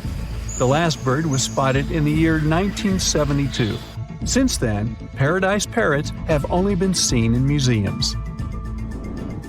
The Gulf of Mexico was once home to Caribbean monk seals. This species of seals enjoyed spending time in the warm subtropical climate of the Caribbean. Most of the time, they were found near reefs and islands, foraging for food. Like most of us, they also loved sandy beaches and were usually seen in groups of 100 seals, resting before the next adventure. In the year 1886, monk seals were declared extinct. You can still see this animal in 2 museums. Both are located in the UK. As we all know, zebras have black and white stripes. But once, a zebra species had only half the body covered with brown and white stripes. The rest was just brown, and the belly was white. It was called the quagga. They lived in the southern part of Africa in grass fields and wet pastures, like today's zebras, and ate grass and other plants. The last quagga perished in 1888, But not all hope is lost. Today, extensive research is being done to bring this animal back into the wild. Australia is home to many outlandish animals, but the craziest ones are probably gastric brooding frogs. This species is not like your ordinary frog that lays eggs. They hatch their young inside their stomach and give birth by vomiting around 25 fully formed young frogs. Sometimes their stomach becomes so bloated that they have to breathe through their skin. 2 species of this frog were discovered in the northern and southern parts of Australia in the 1970s by Mike Taylor.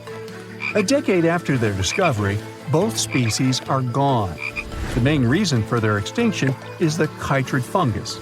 Luckily for them, they're also part of a de-extinction program that's putting serious efforts into bringing them back into the wild. You decided to go scuba diving for the first time. The water is clear and the sun is shining on the seabed. You take a few selfies and the fish swimming by when suddenly, the ocean goes pitch black. You look up and, oh my, what is that gigantic animal? It's definitely not a shark, not a whale. Is it a turtle? Yup, but fear not, it's not gonna hurt you. If you had lived on this same Earth about 72 million years ago, then maybe this could have really happened to you.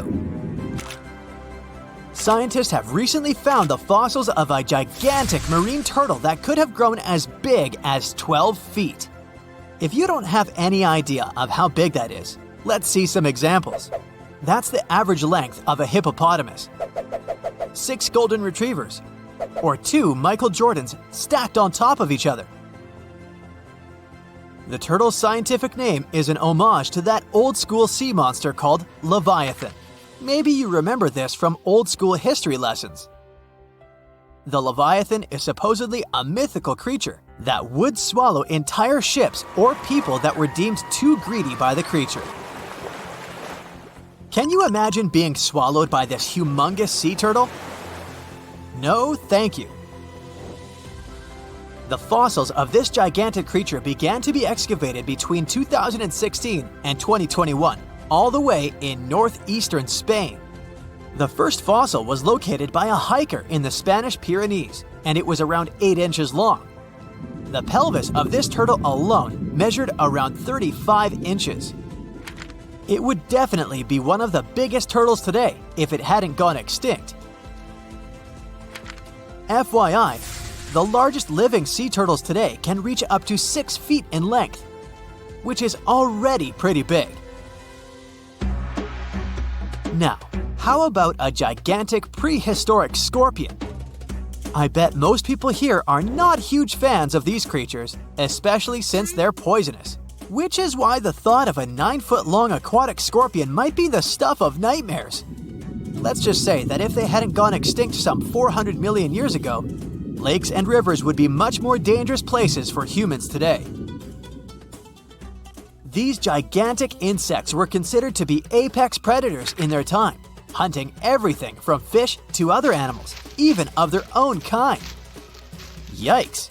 I got goosebumps just imagining these creatures. Should we thank the asteroid that hit our planet now or later on in this video? Another prehistoric animal that would shock humans if it were still alive is the so-called Megatherium, a gigantic sloth. This huge sloth is believed to have grown up to 20 feet long, and its weight could be up to 8,000 pounds. It was found in the woodlands and grasslands of South America. The creature used to stand on its 2 feet in order to reach leaves on high branches. These giant sloths had huge claws. They helped them climb trees. I gotta say, I feel uncomfortable imagining these elephant-sized sloths climbing trees. Oh, of course, some dinosaurs will make our super-sized creatures list. But before that, here's a fun fact. Did you know some dinosaurs are still alive today? Scientists have proven that birds are classified as theropod dinosaurs. Such infamous creatures as the T-Rex and Velociraptor belonged to this group. I'm sure you've heard these names even before you watched Jurassic Park. The velociraptor is that scary dino that breaks into the kitchen. Well, they evolved, gained some feathers, and turned into various species of birds we know today. That means that any bird from chickens to those little blue ones is a direct descendant of dinosaurs. Now, does the name Spinosaurus ring a bell? You can see this huge dinosaur in some museums today. Its fossils, I mean. The Spinosaurus was one of the biggest land predators to walk Earth. Actually, to walk its land and water, since scientists believe that this dino was semi-aquatic. It fed mostly on meat, which means humans would be its natural prey if it lived today. This meat-eating dino lived around 90 to 100 million years ago. It was about 60 feet long, 12 feet high, and weighed up to 22 tons. Its head was around the size of 8 bowling balls and was shaped like a crocodile's face. Basically, the Spinosaurus was a big African elephant with the face of a crocodile. Just kidding. But that would look funny though, wouldn't it? A much more attractive dino was this guy. It's considered to be the largest dinosaur that has ever lived on our planet. What made it so big was its extremely long neck and very long tail. You wouldn't want to stand behind this creature, believe me. If it decided to swish its tail, you'd get catapulted very far away. This creature lived around 100 million years ago, and its fossils were first found in Argentina around 2012. The dino measured 120 feet from head to tail, which made it almost as big as an American football field in width. And have I mentioned it weighed almost as much as a space shuttle?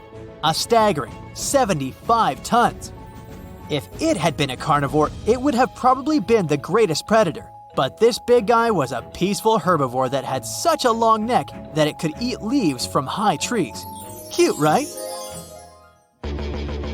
We must also talk about the Shastasaurus. As the name suggests, this animal is popularly known as the Mount Shasta lizard. Even though it was a marine reptile and probably never set foot on the mountain itself, this dino was usually around 23 feet long, but there was a specific strand of this species that could get as big as 69 feet long, about the size of the great blue whale. This made it the biggest marine reptile to have ever lived. A fun fact about the Shastasaurus is that scientists believe it didn't even have teeth, which means it could only feed on soft-bodied prey, such as squid, for example. The next animal on our list is the blue whale. Believe it or not, the biggest living animal on Earth actually started small. These days, the average mature blue whale can reach up to 100 feet in length and weigh up to 200 tons. That's more or less the weight of 40 elephants put together, or 30 Tyrannosaurus rexes, or 2,670 average-sized people. Blue whales have to eat up to 50 million calories per day to support that body. That's the equivalent of 30,000 Big Macs, just FYI. But blue whales weren't always this big. They actually evolved from a four-legged mammal that lived on Earth around 48 million years ago. Their ancestor was called Pakicetus, and it was only 6 feet long. Here's a fun fact. To be able to live in the water as one does today, the blue whale had to go through some intense adaptations. A blue whale can replace up to 80 to 90% of oxygen in its lungs each time it takes a breath. A human replaces only up to 15% for comparison. It allows these animals to dive for up to 1 hour at a time, down to a staggering depth of 330 feet. Elephants were bound to make the list. Elephants are currently the largest land animals on Earth. They can grow to be about 13 feet tall and weigh up to 7 tons. That's pretty small if we compare it to the other animals that once lived on Earth, right? But if we placed a 6-foot-tall human next to an elephant, we'll see it's not at all that small.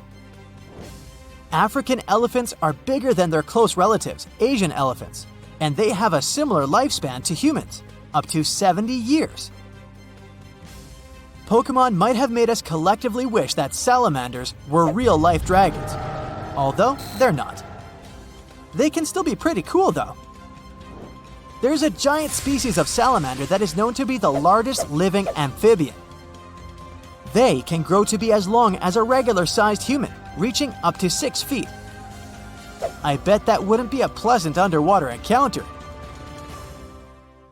Australia used to have its own giants. Those were huge animals that could have dwarfed anything living on this continent these days. Scientists found the remains of many of those ancient creatures in the Narracuta Caves in South Australia, 4 hours away from Adelaide. It's a lovely region, but it can be treacherous. Watch out for holes the ground is pocked with.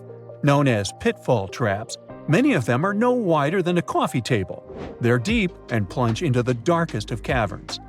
One of such caverns is called Victoria Fossil Cave, and it's a treasury that's been hiding the bones of around 45,000 animals for centuries. Some of the oldest bones belong to creatures far more terrifying than any animal you can encounter today. Those were the ancient Australian megafauna, huge beasts that roamed the continent during the Pleistocene epoch. During those, there were giant snakes, huge flightless birds, wombat-like creatures the size of a rhinoceros, and many others. One of the largest examples of the Australian megafauna scientists have discovered so far is the Diprotodon.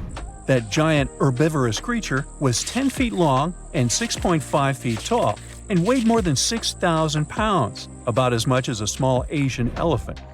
Even though this terrifying beast didn't eat meat, it could have smashed other animals with its sheer weight. Scientists have found the remains of hundreds of such creatures all over Australia, so it's safe to say that no other animal from that time or in that location was larger than this giant. Despite its creepy appearance, the Diprotodon was a relative to the modern-day wombat, and those are known to sometimes pounce humans. The Diprotodon had toes that pointed inward and were well suited for digging burrows. On the other hand, Diprotodon was a giant, and it was unlikely that it used to do so. It was likely a trait it had inherited from its smaller burrowing ancestors, or it could have used its claws to search for roots. This theory is supported by the fact that the animal's pouch was facing backward. It prevented any dirt from collecting inside while the creature was digging. Since this animal was so big, it didn't have to worry much about predators. Up until 60,000 years ago, when the first humans appeared on the continent, full-grown Diprotodons only had to look out for creatures like the quincana. Measuring in at a whopping 20 feet long, the quincana was a land crocodile. It lived in Australia from around 20 million to 40,000 years ago. It disappeared along with most other mega creatures of the last ice age. It's thought to be the result of the first humans coming to the continent. Even though the quincana was extremely fast and dangerous, it was possible that this creature got outcompeted by human hunters who took all available prey. Unlike modern crocodiles that are mainly aquatic, that mighty beast was a land dweller. Scientists figured it out by studying the quincana's legs. They were able to support and carry the body clear off the ground. It means there was no escape for ancient people once the quincana spotted them. Modern crocodiles can only push themselves along on their bellies. Such an adaptation allowed the quincana to chase its prey for long periods of time, exhausting it in the process. Another creepy feature of this ancient monster was its teeth. Aquatic crocs have conical teeth. Those are great for gripping and holding on to prey underwater. But quincana had knife-like teeth, ideal for slicing soft-bodied animals like, mammals. Another Australian monster, Thylacoleo, wasn't all that large, but it didn't make it any less terrifying. It was still among the top predators and the biggest carnivorous animals in Australia. This creature was a true oddity of nature, even by prehistoric standards. First, its teeth resembled not those of a regular predator, but those of a rodent. Its front incisors were enlarged, taking the place of canines. Premolars were also shaped like blades. They were used for cutting flesh and bone. At first, scientists thought that Thylacoleo used those teeth to eat nuts and fruits. But later, a study showed that the use of such teeth was better suited on necks and spines. The jaws of this ancient creature were immensely powerful. A 220-pound Thylacoleo had a bite force similar to that of a present-day 550-pound lion. It means that the animal could easily bring down prey much larger than itself. Then there was Thylacolio's tail. It had strong muscles which provided the animal with the ability to use the tail as support when tackling large prey. The Thylacolio had retractable claws, and this feature is very uncommon among marsupials. It allowed the animal to keep its razor-sharp hooks from getting blunt and could help it get a better grip on its prey. Scientists are quite sure that, like today's leopards, the Thylacolio could climb trees and jump on other animals from above. It was done so fast and stealthily, they never knew what hit them. The creature's rear feet support this theory. The first toe there was reduced, but the foot had a rough pad like what modern-day possums have. It allowed them to have a better grip while climbing. Right after scientists found the first skull of the Meliolania, this animal was classified as a lizard. That's why its name translates to small groomer. But after they discovered more complete fossils, it turned out that the Meliolania was a giant turtle. But that's not all. It was one of the largest land turtles to ever have existed. The main reason researchers initially believed the creature to be a lizard was the fact that its skull was adorned with a series of spikes. It's something the modern-day horned lizard can boast. But even after discovering the true nature of the Meliolania, scientists still don't know how to properly catalog it. It might have been a creature that folded its neck under its spine, or it could have folded it to the side.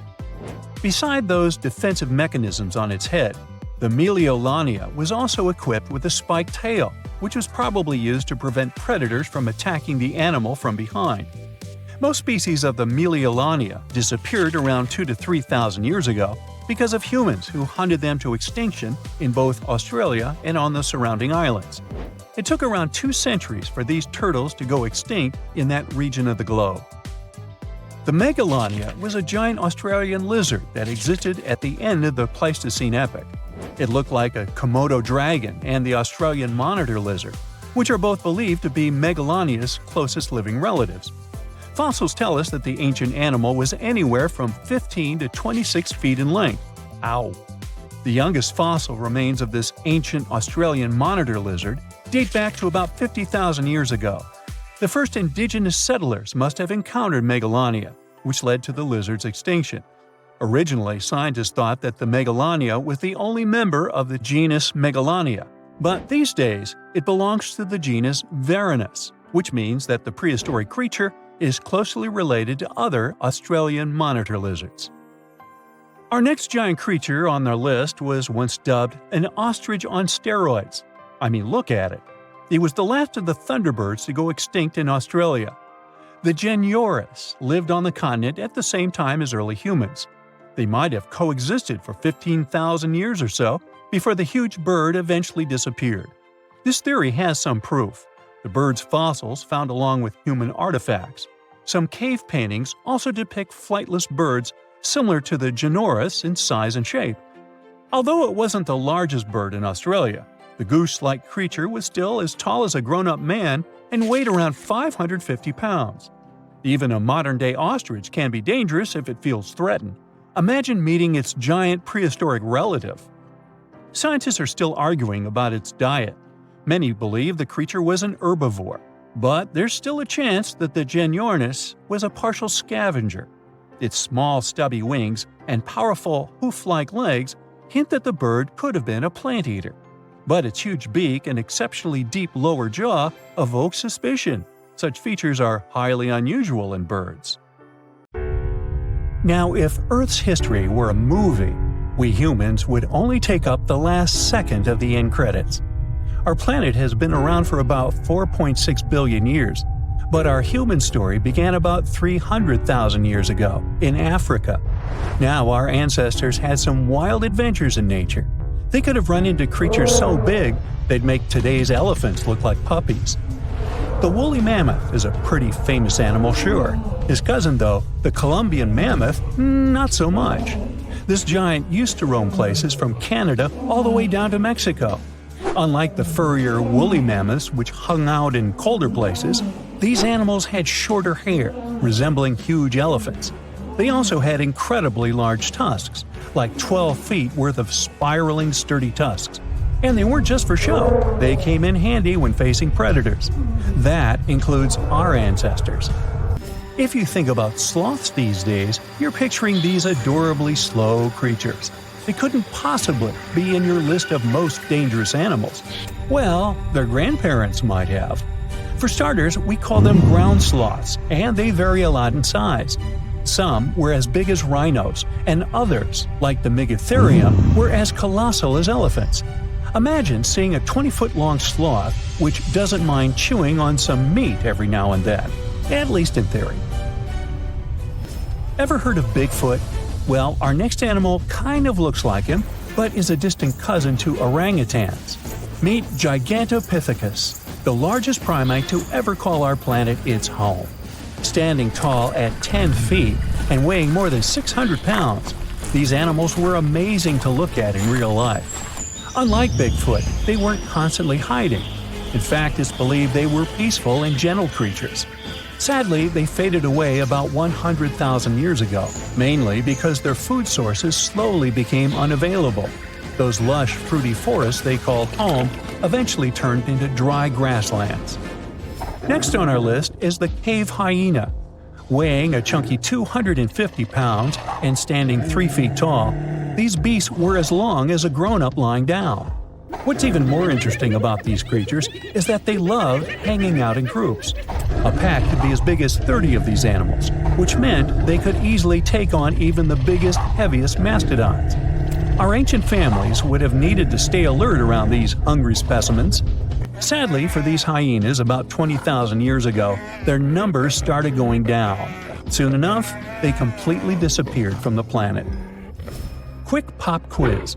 What's called a tiger but isn't really one? It's the saber-toothed tiger. I mean, sure, they belong to the feline family, but they aren't technically tigers. First appearing around 42 million years ago, in July, I think. Many of their kind were gone before we even showed up. However, early Americans might have bumped into a couple of specimens from this group. If that really happened, it would have been quite the encounter. Think of the biggest wild lion today or the hefty Siberian tiger. These big cats also had some incredible features hidden in their fur. They were good at sneaking around, hiding, and pouncing on mammoths bigger than themselves. Their bite wasn't that strong, but they could open their jaws wide, like twice as much as a lion. And although their teeth were a bit on the weak side, they had buff forearms to pin down their dinner, giving those big fangs a purpose. Not the kind of kitty you'd want to play with. Dire wolves made their debut about 250,000 years ago. They were like the gray wolves we know today, but a lot stronger. While wolves these days stretch out to about 6 feet and tip the scales at 170 pounds max, dire wolves were about 5 feet and about 150 pounds. Found all over North and South America, they had admirable jaws, biting nearly a third harder than their modern counterparts. Also, their favorite snack was horses. But just like many other majestic beasts of the past, they faded away around 10,000 years ago. Now, names can be deceiving. Take the American lion, for example. It's not really a lion, it's more of a panther's big cousin. The other part of the name is correct, though. They did live in America about 330,000 years ago. This feline was no lap cat either. They were at the top of the wildcat pyramid, weighing a colossal 772 pounds. That's like stacking 4 grown men on a scale. Even the mighty African lion would look a tad bit shy beside these beasts. With the muscle to take down a bison, you wouldn't want to accidentally interrupt their dinner. They parted ways with this planet around 11,000 years ago, right after the last ice age. Now, down in Australia, about 50,000 years ago, I wasn't around then, there lurked a relative of the Komodo dragon, the Megalania. Experts love to have debates on how big it was. Some say it stretched out to 23 feet. Others think it was just about 11 feet long. Either way, they were basically mega-sized Komodo dragons with a dangerous bite. If you think bears are already big and fluffy now, let's introduce the short-faced bear. While this big creature stood on its hind legs, it towered at 14 feet. With long limbs, they could outrun today's bears, hitting speeds up to 40 miles per hour. These ultra bears sadly disappeared around 11,600 years ago. Now imagine a crocodile. Okay, imagine that same crocodile, only supersized, with sporty legs, doing its thing in Australia about 1.6 million years ago. Well, say hello to the quincana. These crocs were extremely large, reaching 23 feet. And no, they weren't lazy river loungers. These creatures really loved spending time on land. They evolved to have strong legs for their chases and razor-sharp teeth designed for slicing, not gripping. When did we stop sharing beaches with them? About 40,000 years ago. The name elephant bird might not sound familiar, but try to picture a bird that stood tall, as high as a basketball hoop at 10 feet, and weighed as much as a small car, 1,500 pounds. Their eggs were equally huge, like 150 chicken eggs bundled up into one. Now, as amazing as these birds sound, there's a lot we still don't know about them. They're hard to study, as most extinct animals are. Still, some recent studies have given us some clues. Scientists have been examining ancient molecules from their fossilized eggshells. It's an awesome piece of evidence, since these birdie shells were thick, preserving precious DNA inside. Plus, there are tons of these eggshell fragments sprinkled all over Madagascar's beaches. Because of these findings, we now know these birds were herbivores and loved eating leaves and seeds. We also know the tiny kiwi bird is its closest living relative. Now, dodos were these amazing birds we also used to share the planet with. They're like distant cousins to ancient pigeons. To give you some perspective, imagine a chunky bird weighing about 50 pounds. Similar to chickens, turkeys, and ostriches, dodos were also the types of birds that couldn't fly. Their wings were small, and they had the muscle strength of, well, a wet noodle. Now, you might have heard the word dodo used as a name for creatures that aren't that bright. Don't get confused, though, by this name.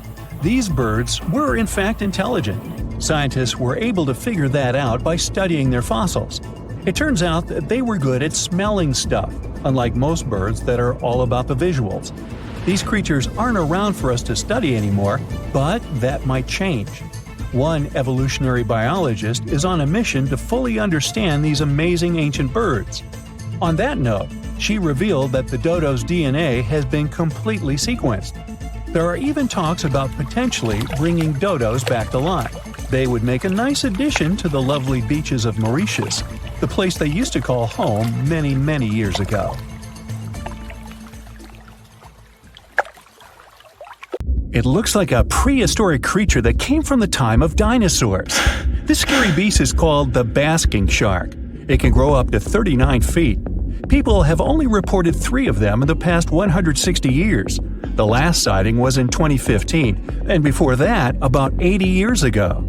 These sharks sometimes rise to the surface to filter out small animals, such as shrimps and other small crustaceans, when they want to have a nice, tasty seafood dinner. But when there isn't enough grub at the surface, they go down to the depths of almost 3,300 feet, where they tend to stay for months, which is something researchers discovered using satellite tags. Tag, you're it! Now, basking sharks like to spend their time in more temperate waters, but they can migrate long distances. They live across the globe, but in warm tropical or subtropical areas, they won't go near the surface because they're not fans of high temperatures. The lion's mane jellyfish is not that rare, but it's fascinating how large it is. It's the biggest among jellyfish species and the longest animal. Its total length can reach 120 feet. That's approximately 23 feet more than the longest blue whale scientists know about. The jellyfish has around 70 to 150 tentacles, and they all contain huge amounts of neurotoxins that can seriously harm you if you come in contact with the animal. But people don't usually come across this type of jellyfish because it rarely lives near the coast, preferring the open ocean. Generally, you can find the lion's mane jellyfish no deeper than 65 feet below the surface, where it dines on small fishes, zooplankton, and some other types of jellyfish. It uses its tentacles to catch its value meal.